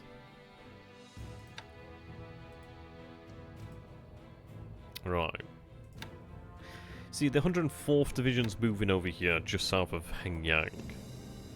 The reason being, once we do take Changsha over here, once we do cross the river over here as well, and assuming that we can get this, to be honest, it might be worthwhile just to go from over here. And what's the range there? Let's take a look. So from Luchao to Chikiking or something like that is about 11 hexes. I would be able to manage that. That is like the actual limit there of our social endurance. It's not really. I think the total, yeah, the max is about 14. So they would be able to manage it, actually. So, that might be worthwhile doing, actually. At least we know they're not going to get caught out on the rail lines over here. They're not going to get trapped over here at, let's say, Chengchao. And how far away is Chengchao? Chengchao is 13 hexes, so it's still within range. But, well, this is it, isn't it? 17 hexes.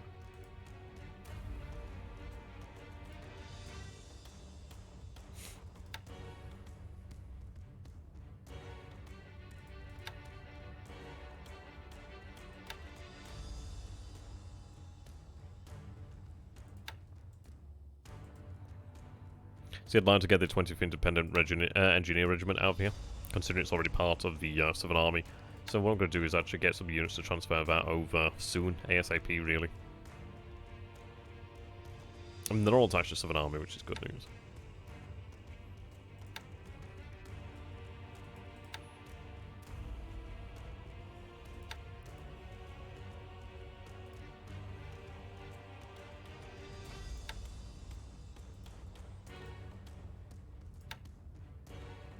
Right, fast transports over here then. These are superb as well, the Brazil class.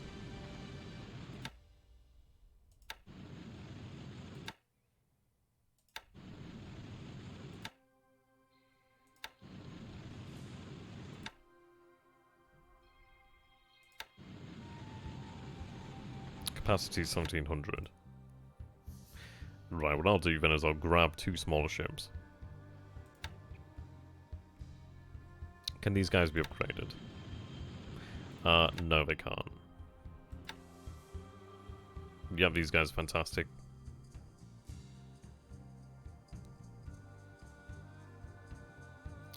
So I'll disband you for the time being. Disband these guys as well. So what is the actual load of that unit? 1408. I'll have it begin to plan for Singapore right now, actually.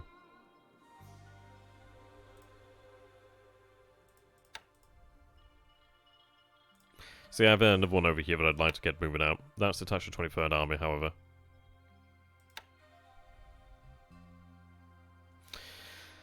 One of those, isn't it?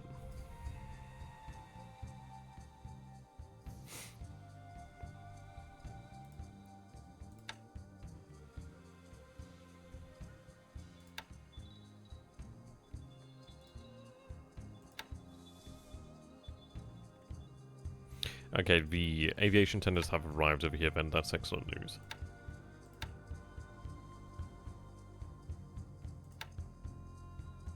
What I'm going to do is I'm going to take the...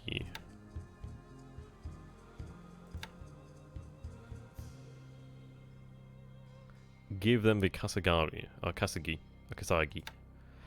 torpedo boat there. I'm hoping that increased speed will be quite nice.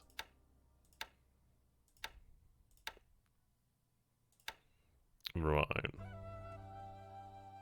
See, I'd like these out of the Pacific, to be honest. These would be very nice. I mean, some of them would be nice in the Dutch East Indies. It would be good to have a aviation tender over here. The reason being I could have it moved to the different islands. The good news is I've got a decent bit of aviation in the way of engineers out here. They don't have too far to cross either. The distances aren't too bad as well. So, I think what I'll do then is I'll have them all head for the Dutch... No. Not the Dutch East Indies, sorry. We'll have them make way for this area over here. Yeah, but it doesn't particularly matter. The reason why I'm going to say it doesn't particularly matter is I'm not expecting to be intercepted. I know it sounds daft. But the thing is, the submarine isn't going to pop up its head anyway. It's one of these things, even if I did have ASW weapons, if I'm out in the deep ocean, it's not going to make a goddamn difference. So it's one of these things, if the submarine fires its torpedoes off, well, even if I've got depth charge, it doesn't make a difference. So I'd rather go for the speed. I'm going to use the speed as defense, really, more than anything else. So I think I'm going to have them move towards truck.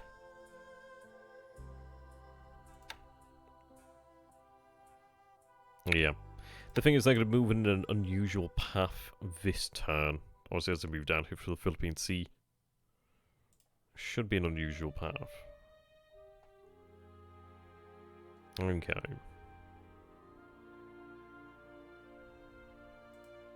Yep, you're headed down here to Tulagi. That's still bringing a pain in my arse.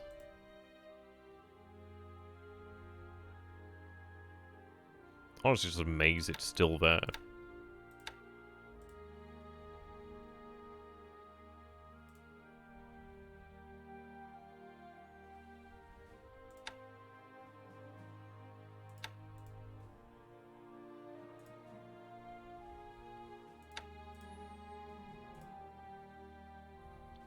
Very nice sub-pack there.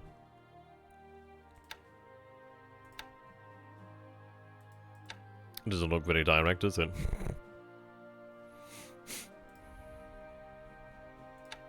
But it will be good to have additional submarines there. I might have them actually extend beyond Pearl Harbor. Okay.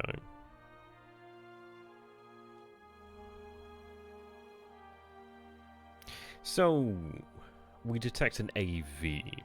Is it an AV? I do not know. Maybe it is, maybe it isn't. What I'm going to probably do then is I'll probably switch around the aircraft off camera in the next stream, actually. It's a bit of a laborious thing to watch, I reckon.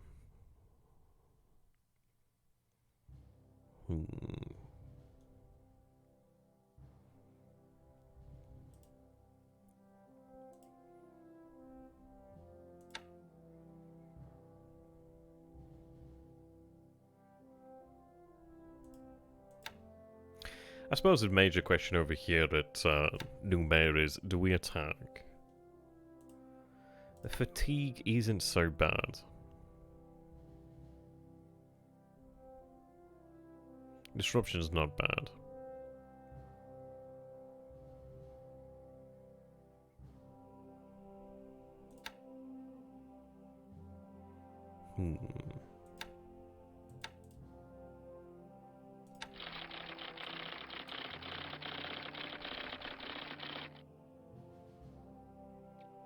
Yeah, there's a lot. Yeah, I see shocked attack then. So that's why we took a lot of casualties then, due to that shock attack being in the wrong mode. Poor experience and morale, I'd imagine, as well. So that was the 16th Indian Brigade, okay. He's going to be happy about that, but as far as I'm concerned, it's like, okay. It's like his attitude to the Chinese, basically. Yeah, and they did have the terrain, defender, leader, bad experience, shock and leaders. That's fine.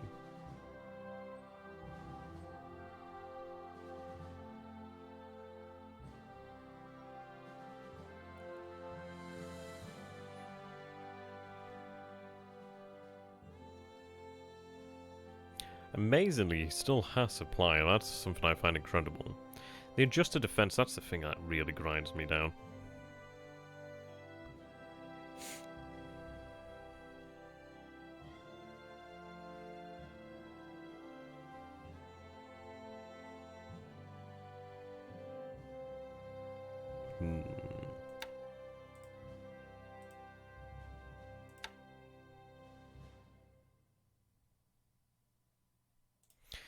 I think we'll go for another attack next turn. I'll have the 84th Naval Guard join as well. So... yeah, once they get over 25 fatigue, I'll begin to rest them. As at least we get the most there. Should I post the map as it currently looks like in the Discord? I mean, sure. Sure. I mean, is it on an RPG game? And you said it's like some sort of game there. How you doing there, Marauder? So, for those of you who aren't aware of Marauder PL, do go ahead and check out his channel on YouTube. He's a really good One of East player. He's really Polish. And, yeah. What more could you potentially want there in a life partner? Oh, for a game. Yeah, feel free to post that. Yeah, as far as it goes with Numair, he's got Jackal in terms of AV. I don't know, general chat be fine.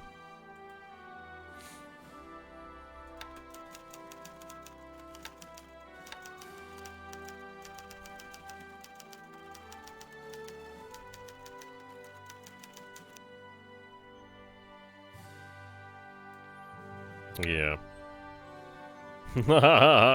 Have you now, Marauder? Well, that's good to know. Yeah, let me know if you need any help, my dude. Like, I'm not the most experienced player ever, but at least I can, like, help you with basics and stuff like that. Yeah. Well, the thing is, with the short scenarios, it's like you can be a really good player, but there's the element of randomness each time, and it can go against you. So we see that he's got 3,800 troops over there. 67 guns, 17 vehicles. He's had a few days rest. He built the fortifications up to level 1. And the thing is, it's like we didn't take any losses there per se, rather than just the one gun. Obviously these are disabled, so still casualties, but not bad. The fact is, we destroyed 26 squads, destroyed another 21 non-combatant squads. I think his fatigue is probably very high, or at least it should be quite high. I just can't believe the amount of supply he has in here. It feels as if he's like moving more supply in, because it's like, Jesus, how can he sustain that combat for so long? But then again, I suppose he must have stockpiled a decent amount. There's a long list of units, isn't it? But I mean, that's encouraging. So we had 146 casualties there.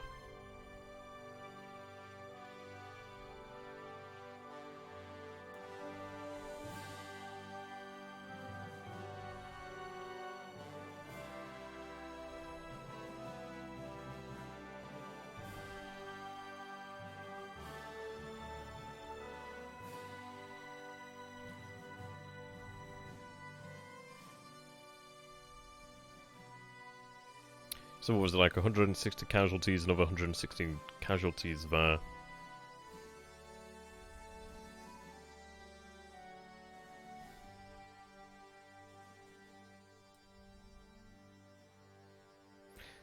Black Hawk, 48107 actually.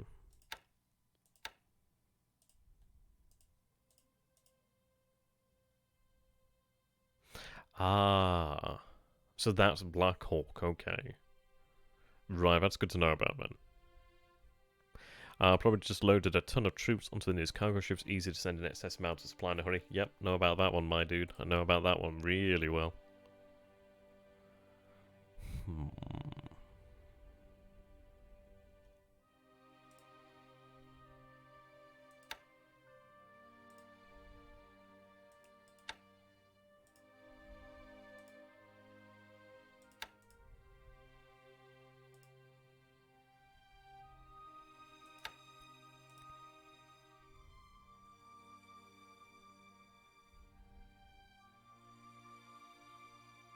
He does have detection over us, which is no good. Okay, so they're moving in. Right, we do have our invasion forces over here then.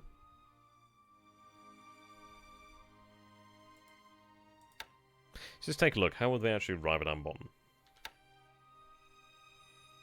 So they'd go that way. So what we'll do then... amazing I don't have any detection over here.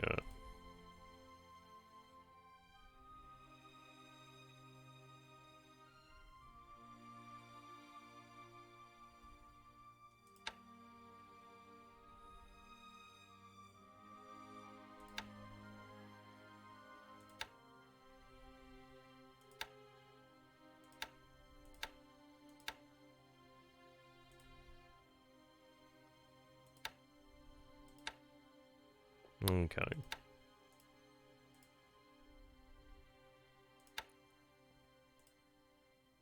So we'll bombard here then.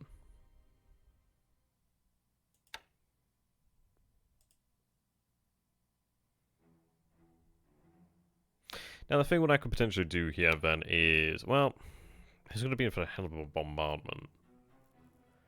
I could potentially have the battleships join the amphibious force, which I think would make sense. At least then we combine all our assets as we move into Ambon, and obviously we get it landed on the way at the same time, which is good news.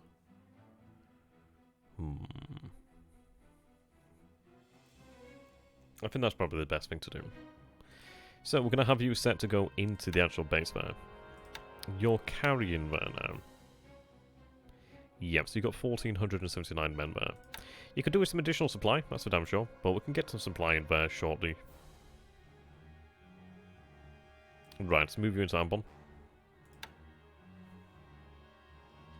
Yep, so you're going to have to move through here anyway. So what I'll do then is keep them together, so have them meet the task force. Merge.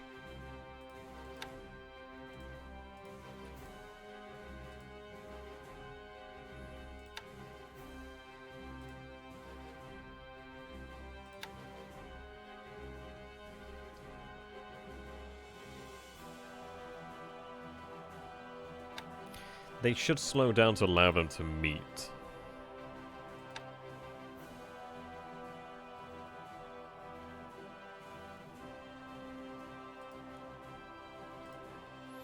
Though it just made me wonder, do they just go with that anyway? Well, they're going to be heading here, so then...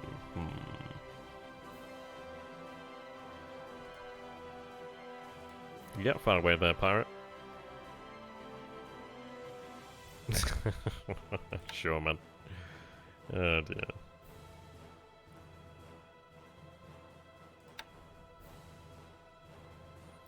Right, so what I'm going to do here, then... I'm going to transfer the Betties. Well, big G4M1s. Or do I? I mean, let's take a look at this. Speaking of the Betties, actually, I'm going to halt their production for the time being, as well as the Mavis. I'll explain more about that one in the future, actually.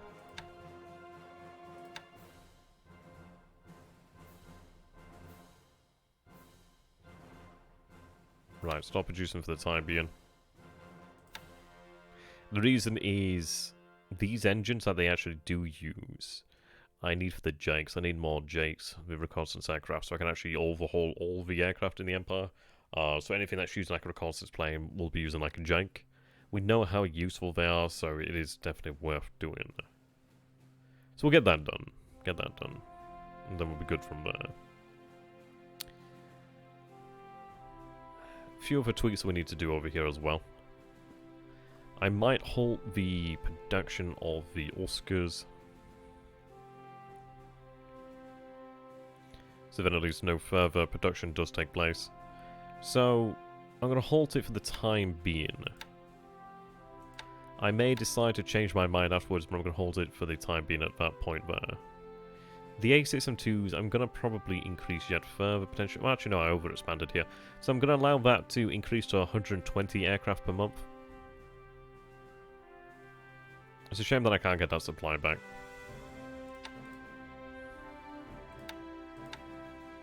Okay, we are making progress over here now, which is fantastic. Gifu's lacking supply again, but it should be able to sort itself out. Right. Now, let's take a look at this then. They have a normal radius of 17 hexes, which is 17 hexes in which they can carry a torpedo. From here to Johor Bahru is 14. I think the G3M2 is a limit of 15 hexes.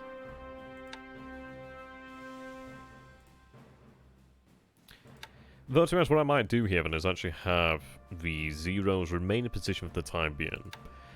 They can run up to, is it 14 hexes? Yeah, they can run 14 hexes with the drop tanks on. So in fairness, what I could potentially do then is I could potentially escort them all the way here. I'm probably going to take some operational losses, but I'd imagine they'll probably hit Palembang first. It does depend on whether I can actually use the torpedoes there. I doubt it. Though it might be worthwhile doing. I think...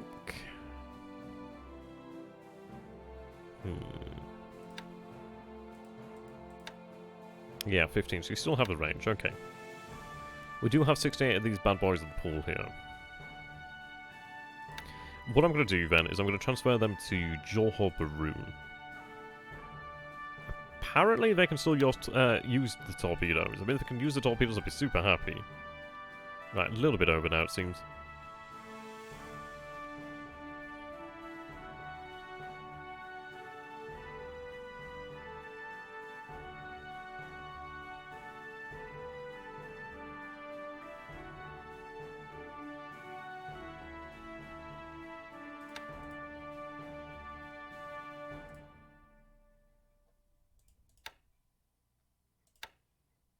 Alright, you're moving to Baroon. Why am I moving you to Baroon? Oh, it's a koi, that's why.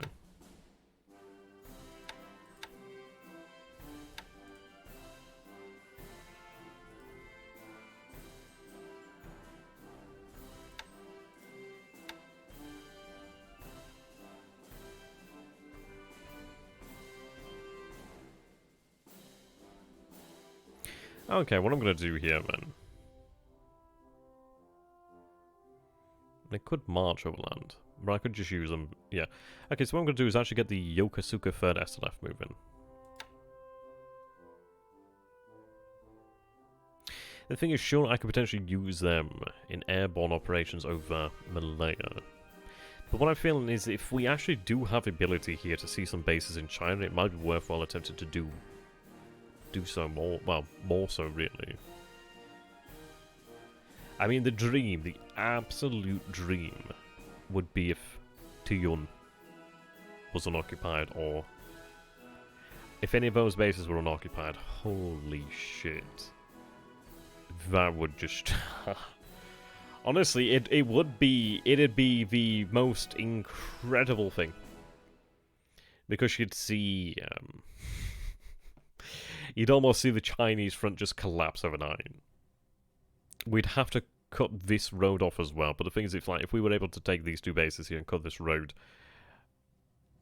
well, I mean, this is it. It would be a colossal disaster for the Chinese.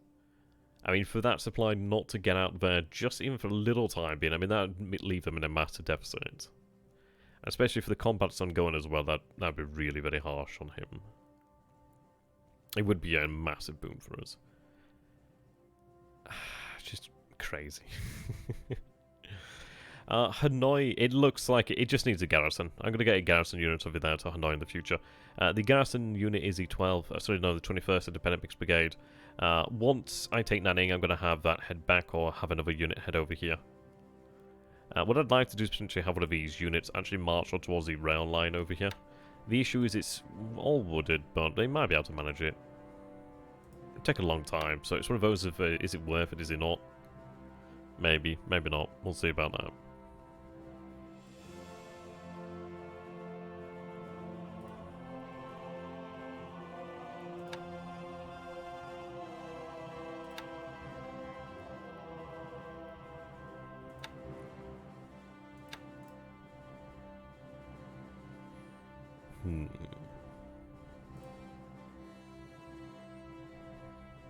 Yeah, sneak through. The only thing is it just takes so long to march through there, really. It's like, I think it's like wooded rough. Forest rough. So you can see here, like, this is the movement in clear terrain, which is like 10 miles. I don't know, I can't remember exactly what it is. I think you might move about 10 miles per phase. Though I'd have to double check that when it comes to actual ground units. Like, there are 2 phases, but I don't know if infantry... I don't know if ground units move like 2 per phase or something of that nature. Potentially. But then you can see here, yeah, the movement drops down to 4. So that's significantly slower. And the thing is, it's like we are really looking forward to the clear terrain here, because this is where armor just comes into its own. Depending on what happens over here at Changsha and the actual area around Changsha, once we do cross that river there, that is clear terrain. The fact is, it's basically clear terrain over here in the urban light, which is Changsha itself, in the city itself. So even though it's tough, it's got that extra defensive value. We still move through it as if it was actually clear terrain. So the superb thing is, once we do take the city, it will not take us that long to actually cross the river, which is very nice. It means we'll be able to keep the momentum up very nicely, which is really what we need. I need that momentum 100% really.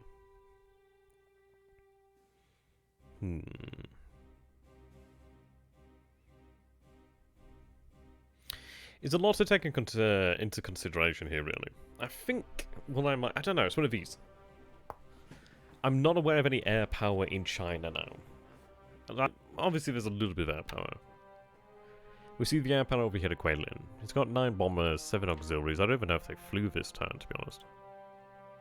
Which reminds me, I've got to keep an eye on the Ki-27s down here. Yeah, that fatigue's building quick. Okay. So let's double check that we have...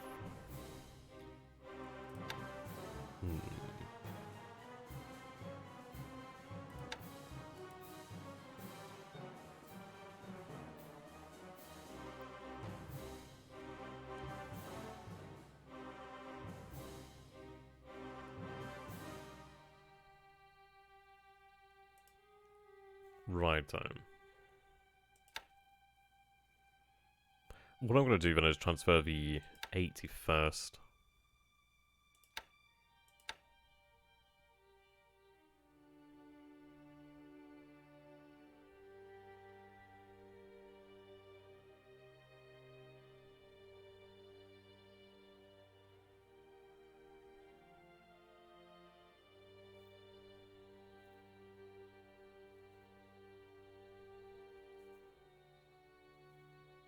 Okay, let's go ahead and take a look at Kwantan first, actually.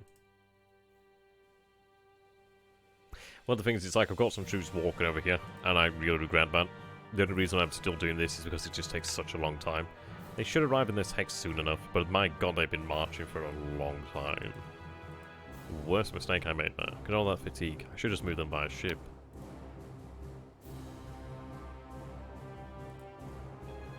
Okay, they're making progress.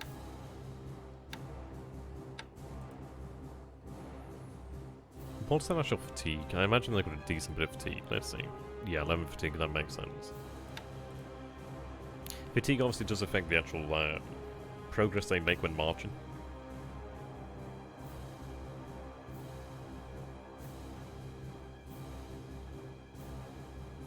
Right, so the basic Kwantan. Okay, that's not bad. We are getting there. The base is being repaired. So what I'll do then is I'll move the Ki-46s over there. So move them to Kwantan.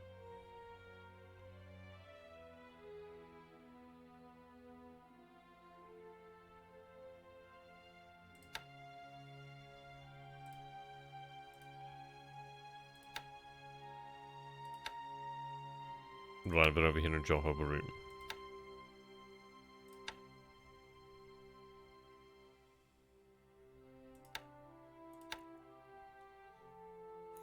Right.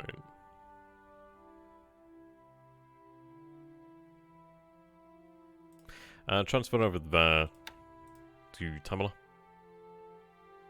Oh, sorry, Kuala Lumpur, I should say. So, the 3rd Air Division's moving. These guys are heading north. Originally, they were going to be used at Singapore, but the thing is, it's like, I'd rather use the actual armor where it can be of more use. Which is going to be like more so like Sumatra, where they could be very useful. And there's some clear terrain here. It'd be nice to make use of that. I mean, Java is obviously where they're going to shine, but would that be mostly clear? Yeah, so I need the 3rd Air Division to move over there to Temlo. Sorry, to Kuala Lumpur. From Kuala Lumpur, I actually have range covering all these bases over here. The good news is it seems like they don't have to be unpacked to actually get access to the torpedoes here.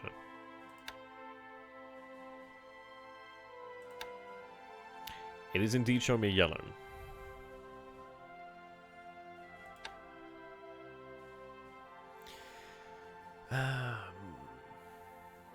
See, I need to be on the ball in regards to Rangoon. We've seen him move in supply convoys over there for quite some time now.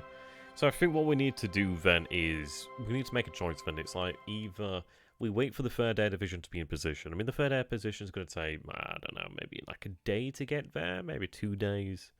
It's going to probably be something of like a region about 3 to 4 days before the 3rd Air Division's actually in place and static. Take me a while to actually get up over here to Bangkok. See, I'd like to get the 22nd Air Flotilla over here to Bangkok. Reverse the positions there, really. The thing is, it's like the 22nd Air Flotilla would be handy down here as well. Have I got the other one over here? Not yet. Where is it?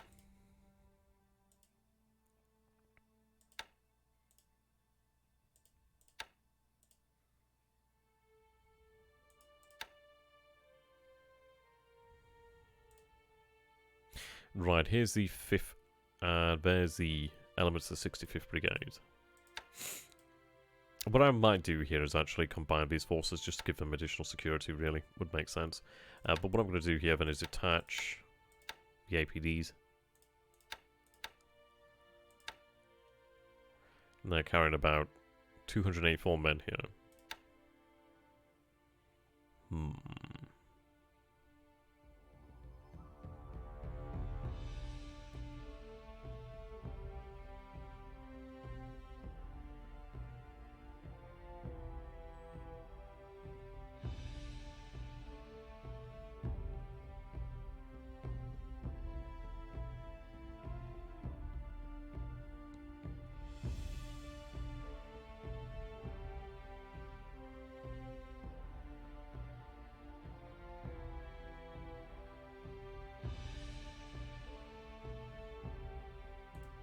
So we'll have them head for Ambon.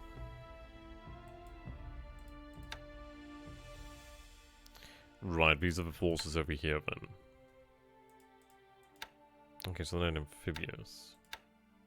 Transport. Can I change this?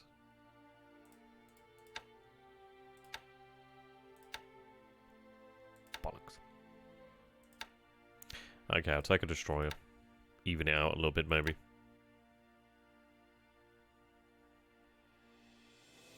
Gonna make into Kendari.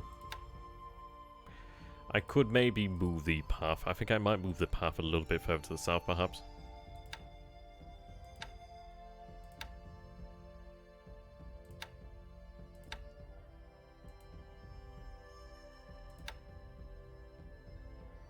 I think that's for the best there, really. At least then we do run the chance of potentially avoiding them.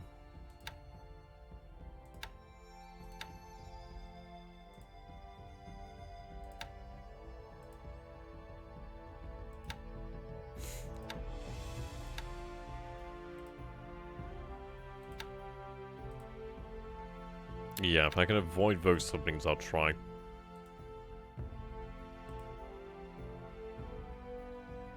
They need to head into port. The good news is I'll have a good number of those light cruisers there. So what I could potentially do then is use them as a fast transport mission, perhaps. So what we could do with that then is we could have like a amphibious task force carrying the main body of troops and then having the light cruisers carry some additional. Or even just having the light cruisers just move supply around or move units around. They can do that really quite effectively. Just have 2 home islands to do left. Sure, that sounds pretty awesome there, my dude. Okay. So I think what I'm going to do here then, I think we maintain the course. We have 1, 2, 3, 4, 5, 6, 7, 8 submarines in the area. I might move these additional submarines over this way as well.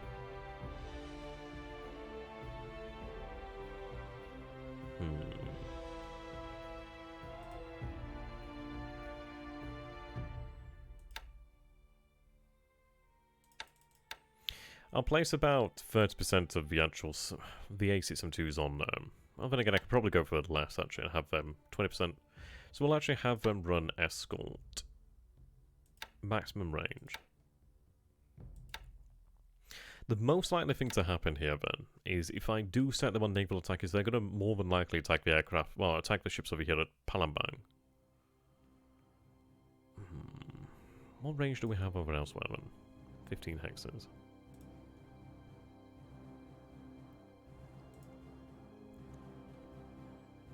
The thing is, I'm going to have to do all these anyway.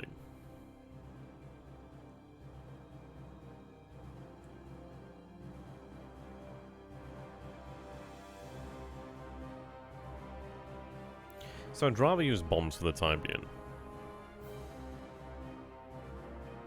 That seems about right.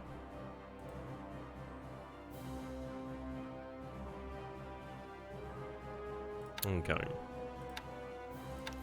I think I'm going to make the decision to get the 22nd Airfield and moving back towards Bangkok.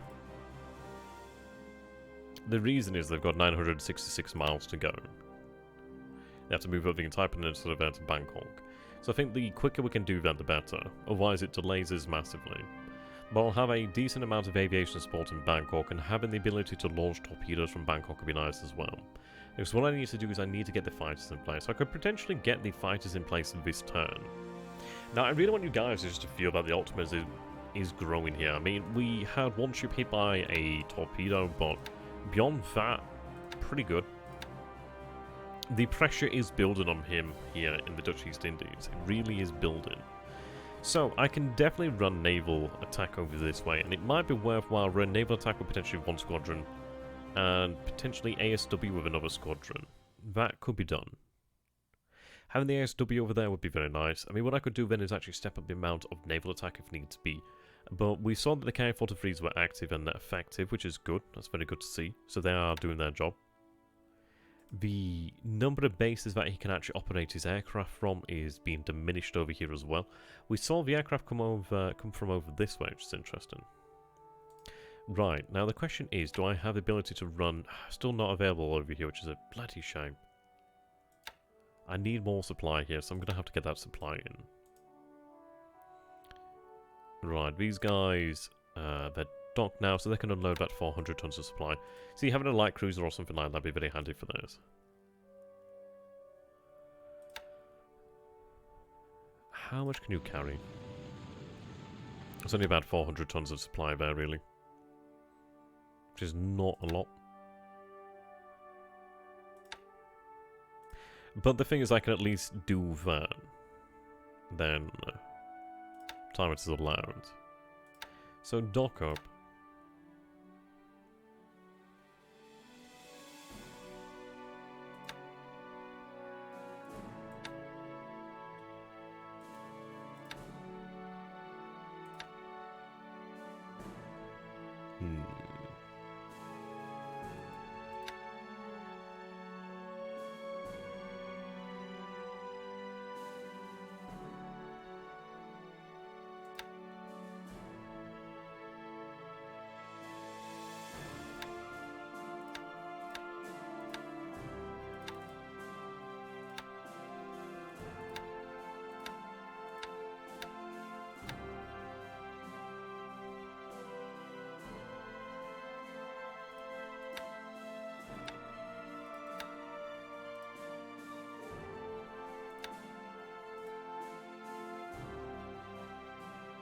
You know what's weird is that we're not seeing the Allied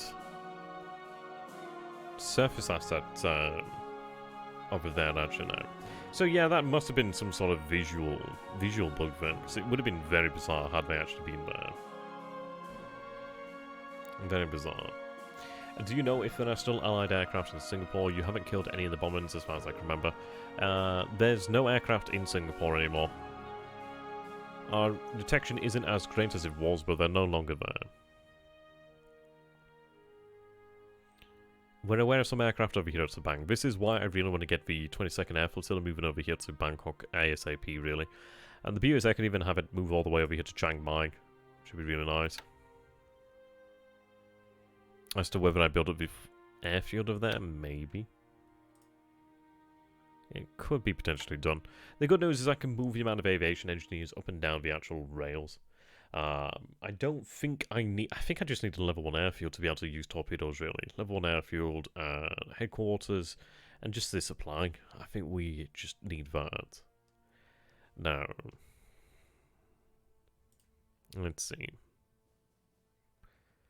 We have 36 aviation support over here at the moment. A level 4 airfield. I've got... Right, so these guys have just arrived. I might have... It does make you wonder. Is it...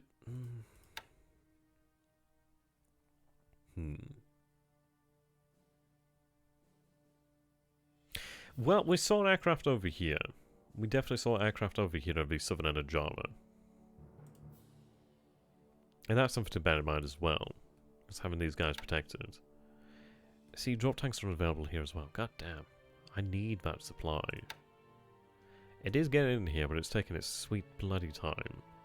It'd have been very nice if if I captured additional supply. Well. The good news is I've got some Naval Guard moving in over here to Kendari.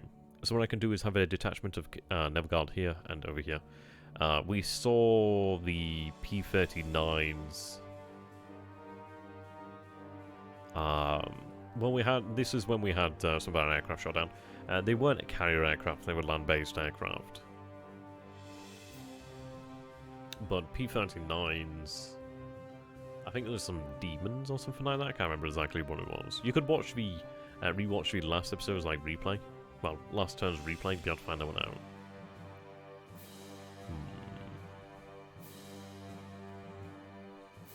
Okay. Yeah, many Kiddipatais detected. This was the time beforehand when we saw aircraft down here. Like, Kiddipatai has 10 out of 10 at the moment. Okay, what I'm going to do here then, use bombs.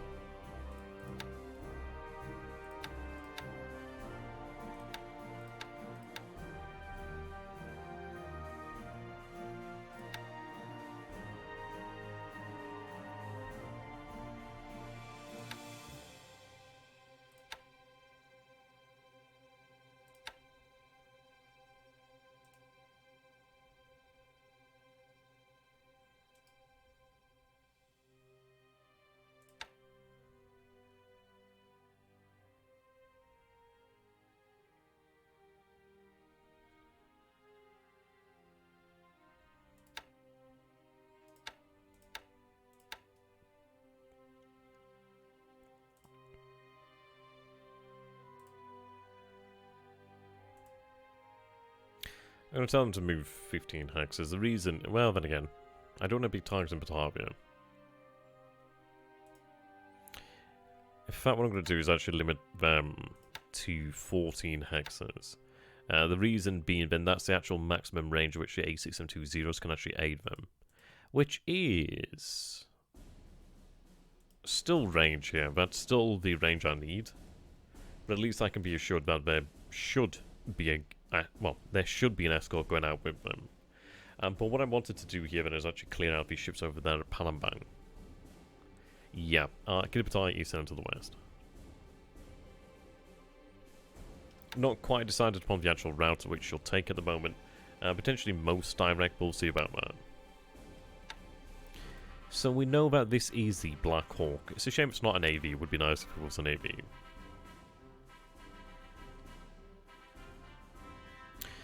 Those ships are moving southwest, and frankly, I don't particularly care.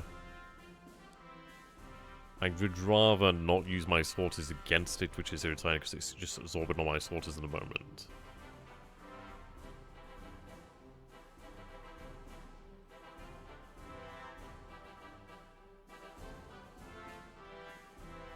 Yeah, we're not heading north. I mean, I'm going to stay at least 8 hexes away from Java. The path that would end up now would leave us 9 hexes away from Java.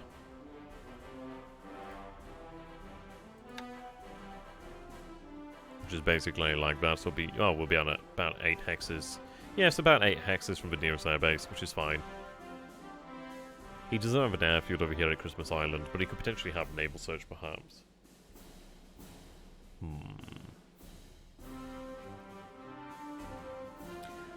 I think what I'm going to do as well is move these submarines over here actually. We'll be running naval attack over here.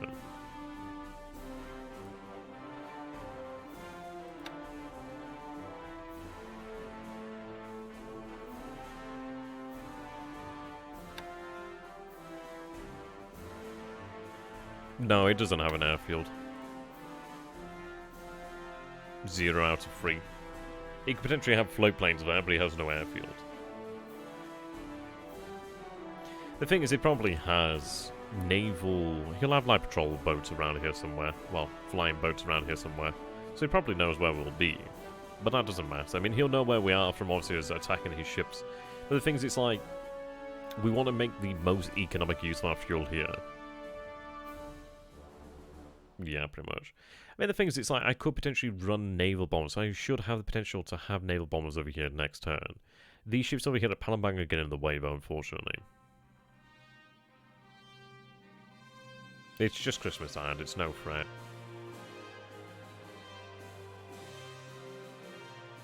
Well, yeah, but this is it. But the thing is, it's like 1 British CV versus 5.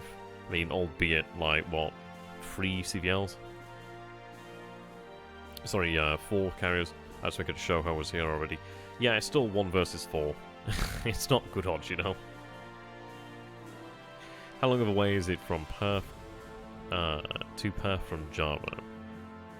The thing is, it's too far, unfortunately. And let's take, obviously, the point of view of Osthaven when it's coming out.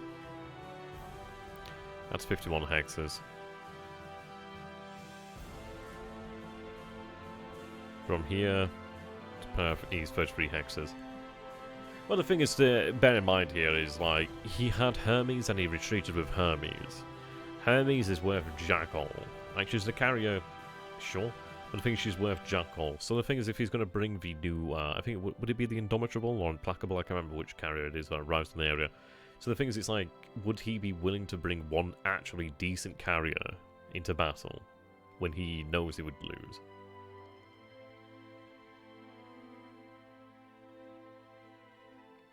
Well, the thing is, Pirate, we're looking to snag any prizes that we can on the way over here.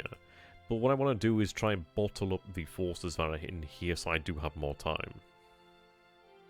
It depends really, we'll see about that. Well, the thing is, it's like... Let's take a look at the numbers. So, we have 61 fighters over here then, so I have 3 squadrons of A6M20s. The thing is... And another 18 A5M4s. The thing is, it's like, even if I can't kill his carrier, I can cause him problems. But if I can shoot down his air wings, then what the hell's it going to do? He's not going to do jack. And the thing is, if he was to be in that position there, I mean, what was he going to have in terms of support? I mean, that's the question. I'd do the opposite. I'd sink anything running to Australia. Well, the thing is there, Pirate, it's like... Where the target's going to be. There might be 1 or 2 targets out here, but the thing is, it's like he can run to Australia. And the thing is, I'm moving away from my bases, at least over this way. I'm closer to my bases to a degree. What I'm thinking here then is obviously we move over this way. As to how far we move, we'll decide. Depends on the reconnaissance. We do see some stiff resistance. I might pull back. It pretty much depends. Or at least pull out further into the Indian Ocean. There's a part of me that considers potentially pulling out into the Indian Ocean further this turn, actually. Ah, no, I'm not saying you're wrong, dude. It's just the fact that, well... We know there's more targets over here in the Dutch East Indies. And it's not... This Operation of the Mini Kitabatai isn't purely about prizes as such. It's about making sure I can actually keep this shut as long as possible, really. Obviously, I've been able to get into position this turn. I'm going to be using bombs here just to try and deal with these guys. But what I want to do here, then, is have this shut off by the naval torpedo bombers, which I can do. And this shut off by naval torpedo bombers, if I can do. So what I'm trying to do here, then, is just make sure we can try and trap any forces in these waters here.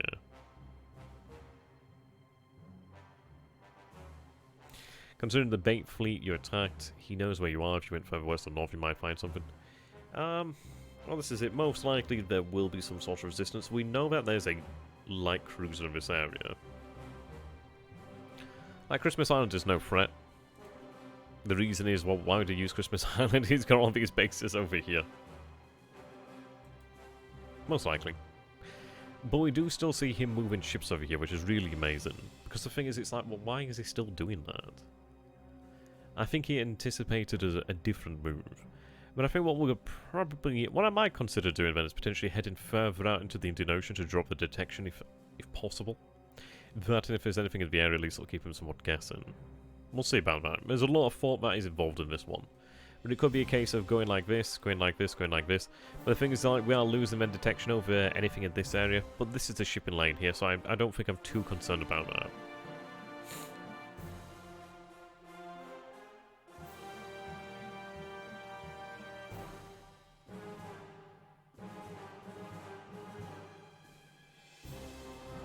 Anything nearby would run west or south. Well, this is it. Most likely he'll probably have things moving this way. Or he'll have things moving into the Dutch East Indies. I'm probably leaning towards heading further out this way. Well, this is it. It depends on how many convoys there actually is. I think the chances of probably picking up any large convoys are probably not going to happen. And we've picked up on a few ships. I mean, it's been a successful run so far, and the fact that we've actually hit some ships. I mean, granted that... I mean, we had some... We hit the... We hit a submarine tender, which was nice. I mean, that's a decent hit. It's nothing major, don't get me wrong. Well, you say that, but why not? I mean, he's got the power to protect it for the time being. He could risk it dying, or he could risk... And the thing is, obviously, he's still got the Hermes. He's still got a lot of surface assets over here. He may look to try and bully me out of the area, but it depends about that. He's got air power over here as well. The thing is... The doom is potentially inevitable, but he may be looking for more favourable odds here. The thing is, obviously, I do not have the ability to remain out here for very long. Obviously, he doesn't mind. Well, he'll not know about that. And do you have fuel to spare with the Minikid Batai? If you move fast towards, say, Christmas Island. Well, the thing is, it's like we're not gonna go at full speed. It just consumes way too much fuel. Way too much fuel. I've got another 99 hexes I can cross here. If this is indeed correct. I think this represents how many actual hexes I can cross.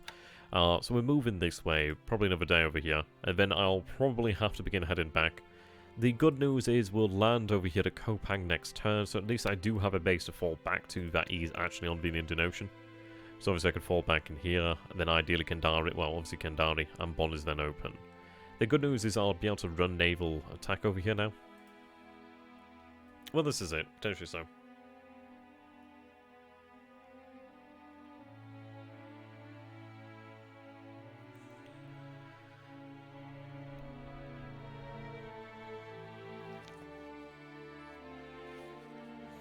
Alright, now I don't think I'll be able to go undetected due to the fact that when aircraft do attack, it does reveal the position of the carriers. At least most of the time. I don't know if it always does, but I think it does. I think that's how the actual system works. But what I'd like to do is just see if we could potentially grab anything else, really. We'll see. There's like lots of options here. There's a lot of different ways to go. I think this could be potentially the best idea. Oh god, dude. Yeah, you take a look at that. So it goes from 99 to 24, so that gives you an idea. The thing is, like, how the game actually works, this is something that took me a while to actually find out about, is you see you have your max speed and you have your cruise speed. So you can move at max speed, but that is pushing the engines to their absolute limit. See, maximum speed is something that actually doesn't... It's not often used. Cruise speed is, well... That's what it is on the, what it says on the tin there, really, cruise speed.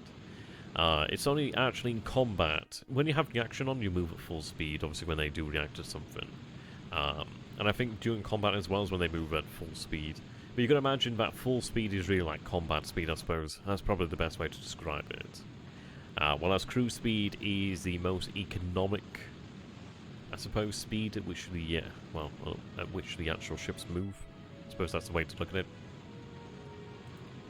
I'm going to rejigger the aircraft to board the actual carriers. But the thing to bear in mind is it's like we do still have a fighter superiority. There, I mean, even if you brought Hermes, even if you brought the British carrier over here as well, if we're out in the Indian Ocean, he's not going to be able to get any land-based fighters over that way. And the fact is we do have the most formidable fighter at this moment in time. Well, I suppose the most formidable carrier fighter at this moment in time. He'll probably have some F4Fs or F6Fs, or I think it's F4Fs at this point in time.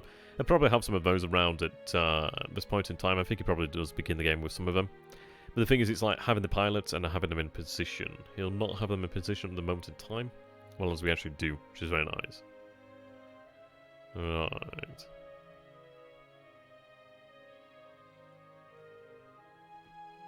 Thinking about it, Kopan could be used as a refueling base for the mini battalion. Well, the thing is, it's like I'm not going to countenance operations into the Indian Ocean often. This may be really the only one for potentially a long time. We are running a risk doing this. There is, like, I'm not going to say there isn't. There is potential for a British carrier to show up. There's potential for surface ships to become chasers. That is a potential. But what we're hoping for here, then, is just to try and see some prizes, but ultimately just to try and... I just really want to make sure he stays in here. It depends, really. I don't think he's going to be as keen to move assets out, but we'll see about that.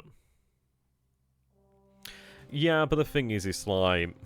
They get... Well, it's kind of like up over here, then. How many fighters do you actually have in the mini battalion? Well, we always escort our fighters just on the off chance, really. We have a board here. 61 in total. Obviously, 18 of that is A5M4s. Fatigue's quite high on some of these aircraft over here, so I would like to rest some of them. They're obviously running 30% combat air patrol. But they are set to escort, so it's one of these things, isn't it? If we drop detection, or at least if we are able to identify threats in the area, we might reduce the amount of fighters. But I think for the time being, we just have to keep them really available. I might have these smaller A6M2 squadrons just set, like, solely towards actually defending the carriers as well as the A5M4s. It's like, if you take a note over here, then, so combat reports... Yeah, okay. So 24 Zeros flew out over here.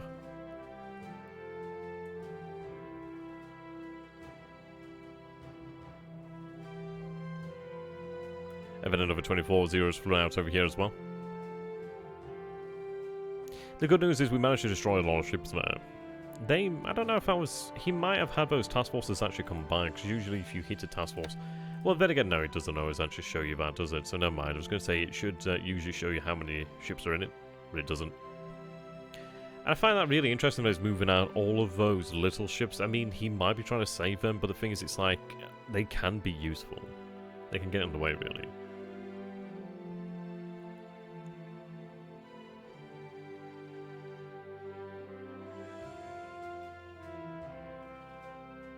See, the thing is there, Resonance, we can't underestimate him, and it's not entirely true. He did have a combat air patrol over the base over here, which is interesting. Granted, the ships were in there, but he did run a combat air patrol. He's not a silly goose. It's better to always run in a prepared fashion, really, just because it's like the one chance that we don't have fighters in place might be the time that we get absolutely smashed. So it's always worth having it.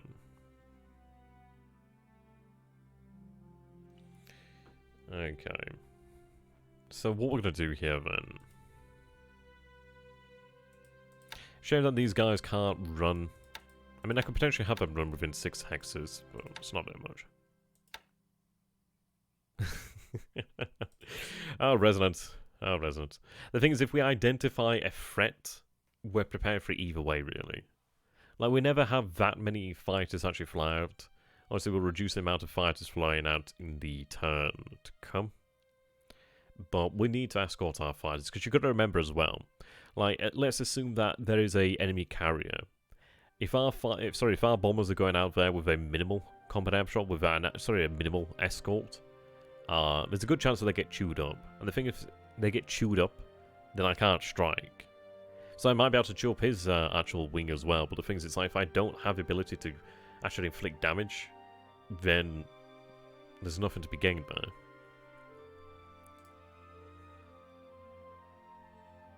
It's because obviously they're coming from... We have more Zeros on board here. It's a percentage of each groups. Like, I know what you're worried about, but the thing is, it's like, I'm not going to reduce it to a degree.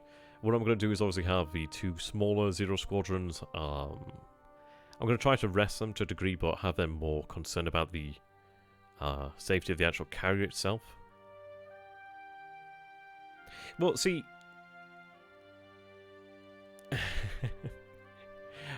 Like, you've got to bear in mind, okay. So, the Kitabatai has a... Well, with the Chiyoda. Now, the Chiyoda has 15 jakes, and bear in mind, the jakes can actually be used to attack. Like, the Chiyoda actually has sorties available here. So, if needs be, I can actually have these guys drop potentially 4 60-kilogram bombs, or 2 60-kilogram bombs. They're not massive, but they can still cause damage. I need to be wary of this as well with this search. But bear in mind that this is 10 hexes of search. That's... yeah. So potentially I have search out of this way. I mean, what I'm going to do here then is I'll actually load it up into the tracker, and I can show you guys how the naval search looks. I mean, I'll try and put your minds at ease, really. Okay, there we go. So we'll check, make sure it's saved. I actually didn't think I'd be going on for nearly 3 hours again. Time flies so very quickly. I probably might head this way. We'll see about that. Well, the thing is, it's not a bomber. It's a float plane. It's not really... It has bombs, but 60-kilogram bombs are still handy against a ship, you know? Something that's unarmored is still going to get smacked around by something that has, like, bombs. So let's get this ready over here. But yeah, they are float planes. They have 10 hexes of range, which is really good. I'm not heading out, like, due west. The thing is, it's like, we're not going to find anything out that way, and I'm going to be using a lot of endurance. We'll head something like maybe northwestish. Yeah, they basically are float plane fires. But the thing is, it's like, they're still handy. And I appreciate all the questions here. And at the end of the day, you guys are just like trying to... You're passionate, and that's what I love. And it's a good thing as well. It's like you should always, like, never be afraid to ask the questions. So we might disagree, but it is always worthwhile actually having that, because then we have that, that contemplation, really, that thinking over our actual plans. It's always very good. Right, there we go. No, we don't have anything better than the Jakes at the moment in time. The thing is, it's like, the Jakes are good. Have you really underestimated how good the Jakes are? You've got to bear in mind that the vast majority of the time, they're not actually going to be bombing anything. They're going to be just running float planes. Well, they're going to be running reconnaissance naval search. You don't need a good aircraft. You don't need a jet to do naval search. It just needs to have range. Yeah, the Jakes are... Yeah, Jakes are there for reconnaissance primarily.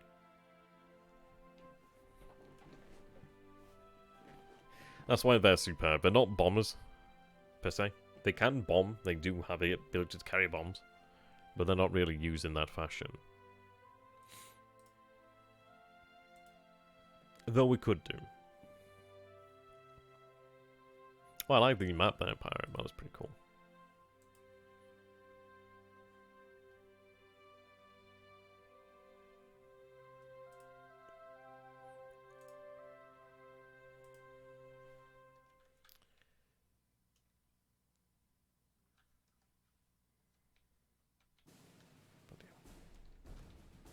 There we go.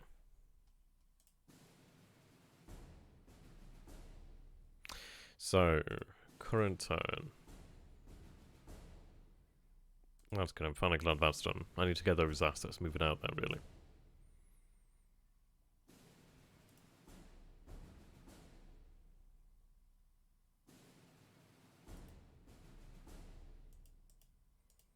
Need to check these out. Fucking hell, dude. I'm really jealous. Like, Toblerone is probably one of my favourite chocolates in the world. Love that stuff.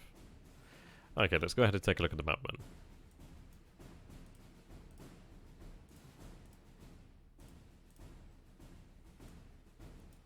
Yeah. So, that is the Mini Kidapatai's naval search. So, you guys can kind of see why I'm like, we're probably okay. At least for the time being. That is the Kidappatai. So that's obviously Mini Kidappatai.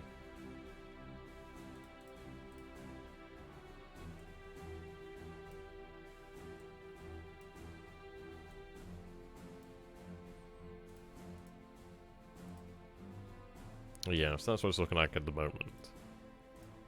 So you can see this is one of the areas where we have the most naval surge concentrated. Could have a bit better. Oh, pirate. I can't do better than that at the moment in time, really. It's 10 hexes. 10 hexes. So obviously that is... That's a lot of range. It is a good old bit of range there. Thing is, we have 15 of them at board as well, which is nice. It's nice being able to like have 400 miles that you can cover.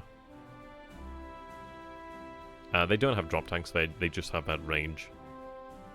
See, this is why they're good. This is why they're good. Okay, while we're here, we'll take a look at the industry. I'll probably do this again in the next stream. I'll take a look at ship production, actually.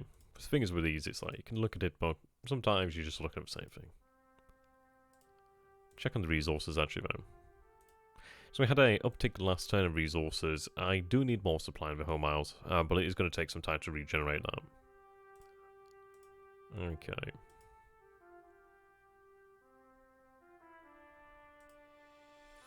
Ship production then. So, we're still looking supposedly at the 19th of February. So, supposedly, if the accelerated is correct, we should have another fleet carrier in 17 days, but I'm not entirely sure, because it's like in-game it says it'll arrive at a different date. So, I don't know. I'm going to see about that one, really. Yeah, you can see that the actual normal arrival date is 34 days, but if it arrives in 17 days, I'll be happy. One of the reasons I think you should go west rather than north, you have subs coming from the north already, but the thing is the subs don't have float planes, and they're only so effective. It's one of these things, if we head like west, we're not going to find shit west.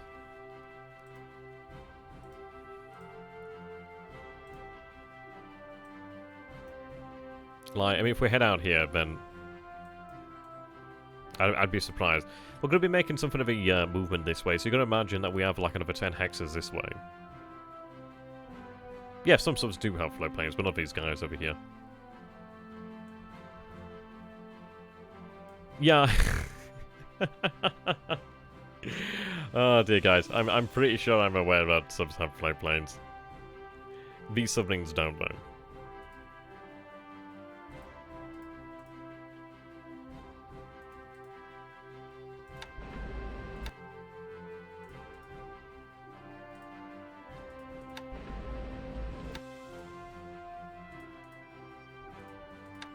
Yeah, I'm pretty sure none of them have float planes. Sure, I'll show you that, therefore.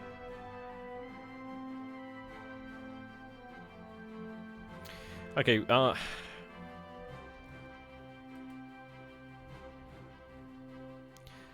I know you want me to head straight this way. Like, I get that, but you've got to bear in mind, the path I'm considering now might be a little bit further like this way, perhaps. But even then, I might still stick with this path. I really have to decide on this one. But the thing to bear in mind is, if I head straight out this way, I'm slightly north. Yeah, no, that's the plan I'm probably going to consider anyway. You've got to think that we have 10 hexes of naval surge. So the thing is, I don't need to be here to see, like... I mean, the thing is, it's like, what's over here is... It doesn't matter. If there's anything there, I'm not going for it anyway. I need to be sufficiently close to the Dutch East Indies to potentially have the most chance of actually picking up on targets. And we see that as a Black Hawk, well, the Black Hawk out here, the destroyer tail we saw in the actual raid from the submarines. So we know he's moving assets down this way. There might be sense in moving a little bit further out to the west. But we've got to decide upon that one. And this path over here is obviously moving out that way. So let's say that we're in this position here then. So let's say that's 12 hexes. Yeah.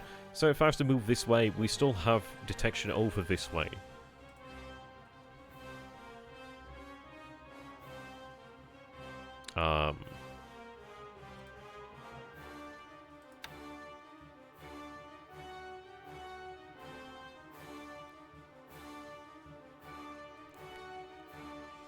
There are ships over here, we've got to bear that one in mind. We did see, like, cruisers over here.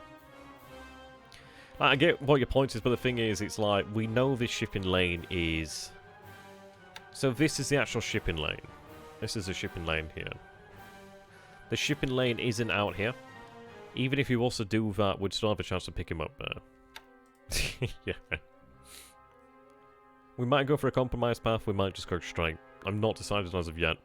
They'll both work out pretty much fundamentally the same. It's only a difference of a few hexes. But you gotta bear in mind we're like 8 hexes away from here, so we have 7 hexes here. We might move a little bit further out. And move up to about 10. But we'll see about that. I might move a little bit further out this way. It's a lot to be discussed here, really. I think before we do bring the episode to an end here, you've got to start worrying about Christmas Island. Christmas Island is not the base to be worrying about. The bases to be worrying about are the actual air bases. Like Sodabaya over here. Darvian over there. Air base here. There's air bases over here. Well, the thing is, Pirate, we've got to assume he's moving them, so... We're talking about the difference of just a couple of hexes here, but the thing is, it's like we need to be heading towards where we actually want to be going.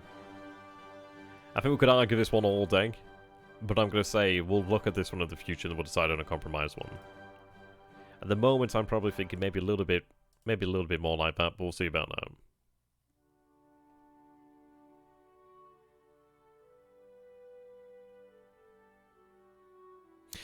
Yeah, I mean, the thing is, it's going to take us a few days to head out this way anyway. So imagine if we're headed this way, we might head that way. It depends, really.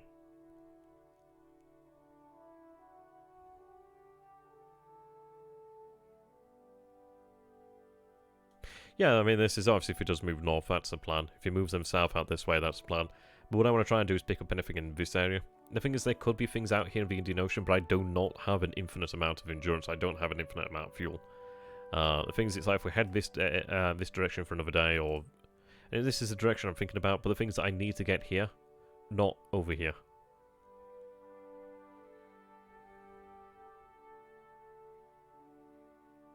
Well, this is it. Anything that's south, I really can't... I'm not going to bother with, because it's too far south anyway.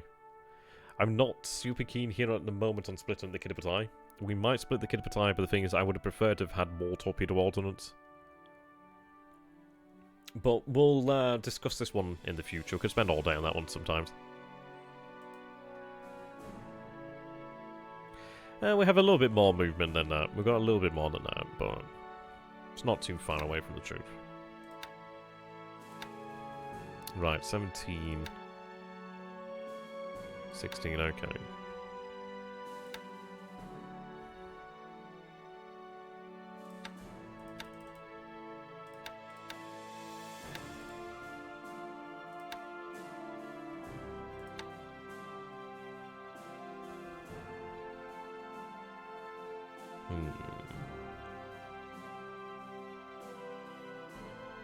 Yeah, I'll show that soon therefore.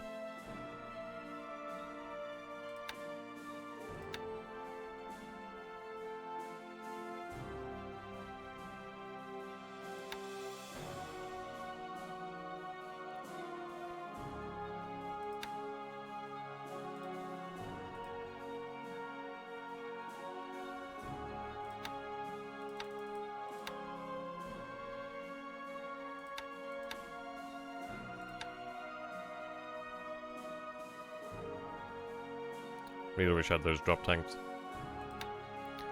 So, let's see here. What's 6 hexes? That's 5 hexes. So they could potentially have a escort to about this sort of distance and a little bit further out this way as well. So we'll run those guys like that. I'm going to run the other squadron, ASW, I think. Even running them with Naval Patrol does help us out. Well, sorry, Naval Surge does help us out. Moving northwest. Interesting. It looks like he's trying to move them. I don't know. He might be trying to move them out this way. The good news is out there... God, the game is being really laggy at the moment. The good news is out here in the Indian Ocean, I do have a lot of room to maneuver. But we will inevitably be heading back over here to Kopang, and probably up this way.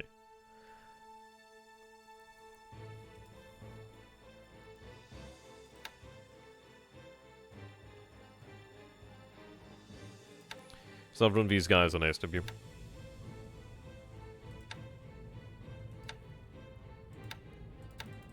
So 70-30, lower altitude, well, lowest altitude possible.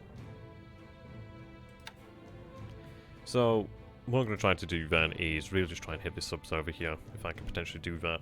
Or at least interdict them, cause them problems. Though saying that it might be worthwhile having more naval bombers, but the thing is I don't see that much in the way of targets to make it worthwhile. Let's take a look at the range. It is 15 hexes over here, so they'll probably be out of range by the time these guys fly. Or potentially so.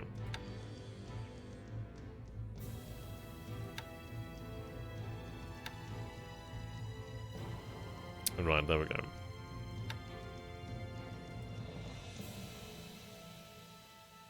Oh, it's because of that. Okay.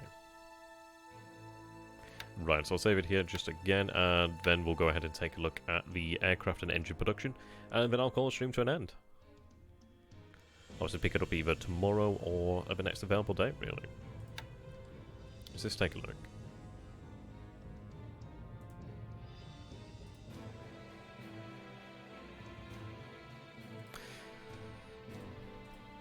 So, air production. So I've halted the production of the G3M2s and the H6K4s for the time in. Yeah, sure, ask away there, pirate.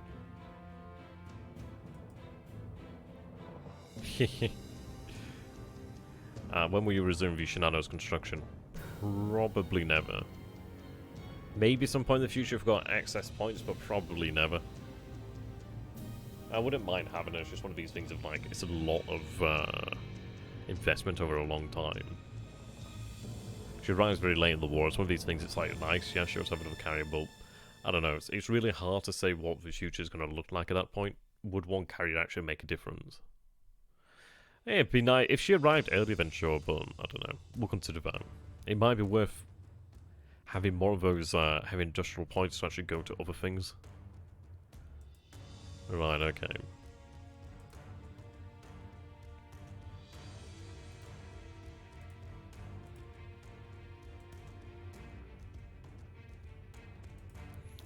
Yeah, something to consider. And we'll consider in the future. We've got a lot of things to build first before we can even discuss that, really. Right, so I do have 6 of them in the pool over there. 86. Ah, yes, we did turn off the, yeah, we've turned off the Oscar production for the time being. Though I may turn that back on. I think it's the actual expansion. Yeah, so I need to turn off repairs, not production. So that's my bad. So I'll edit that again. I should turn off the repairs, not production, so when we go back into the game, I'll change that. That's my bad.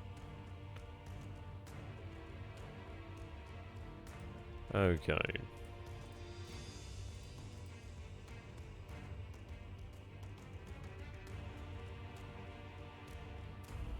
$274 here in the pool. There's some engines that I can try to either wind down or increase. We'll have to take a look at that. It's the issue is, it's like obviously I'm our R&D plans. There's a hell of a lot that we have to take into consideration in regards to what the future is going to be there, actually.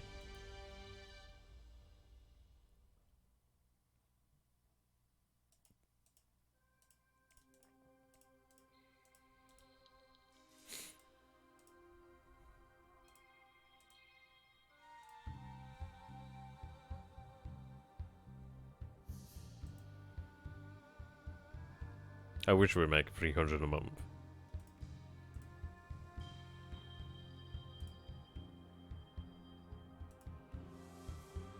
So we produce a supposedly 114 a month, but the thing is I do not have the engines. See, this is something I could probably just do with actually just halting the expansion off. So we'll discuss that. But probably hold the expansion of that.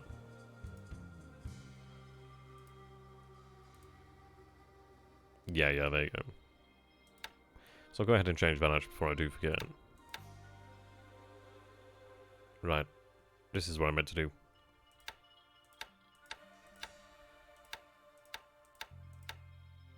For the time being, until we make a final choice.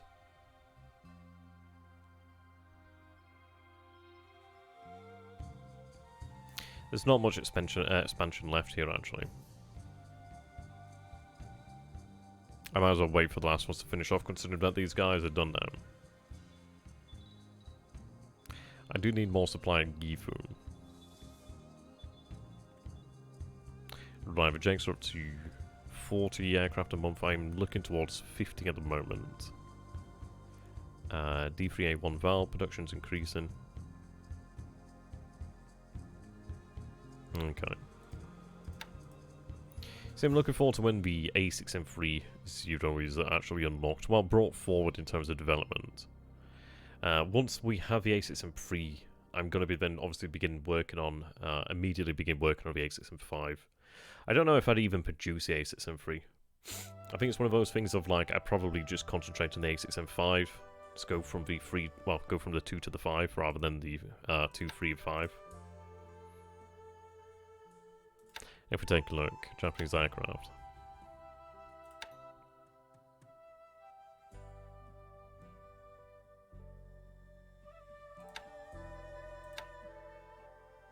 So it's a little bit faster. Climb's a little bit better.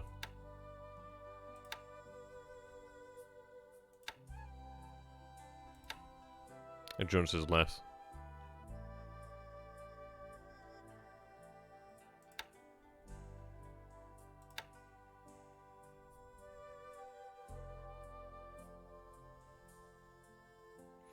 Yeah, the A6M5, it is significantly faster. That 351 miles per hour is really worthwhile. We do have the Type 2 cannon.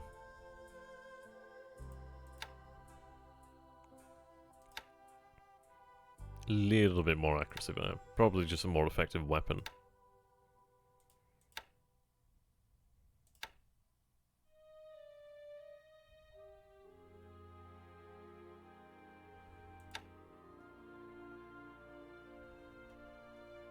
To be honest, I'm looking forward to having the Tojos.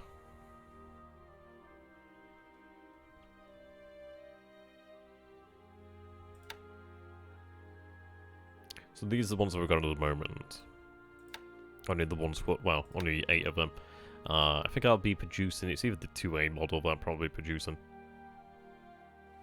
But yeah, you can see their speed's really very good there, 376 miles per hour.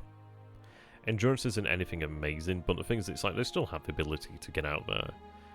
But it's more so just the armament. And these are only HMGs, but at least it's better than nothing. I mean, cannon would be superb, but we don't have that. In the future, we will do. But this is what we're going to call it to an end here for tonight, then, ladies and gentlemen. So if you have enjoyed this stream, do go ahead and comment, like, subscribe. Follow my channel here on YouTube at XTRG, and follow me on Twitch at XTRG as well. Subscribe for more. And of course, if you do enjoy my content and you'd like to support me as a content creator, please do consider becoming a patron. It does make a difference. Even $1 a month makes a big difference in the long run. I'll be starting with college, well, really this week and properly next week, so I don't know. I think there's going to be a period of disruption when I try and figure out how my timetable is going to be and just really what the best thing is, how I'm going to be able to work things in with education. But ideally it'll work. A little bit nervous about it, really, because I don't want to upset anybody. We'll see there, really. We'll see, really.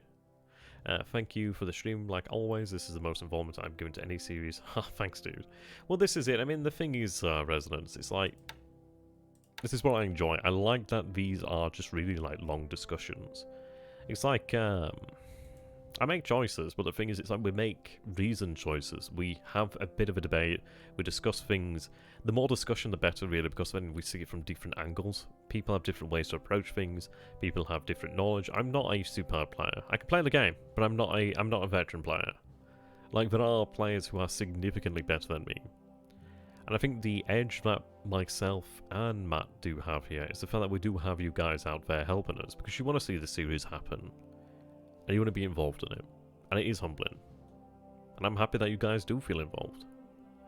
But, until next time, thank you, and Tenno, Heika, Banzai. See you guys in the future. Have a beautiful evening and an even better day. Goodbye for now.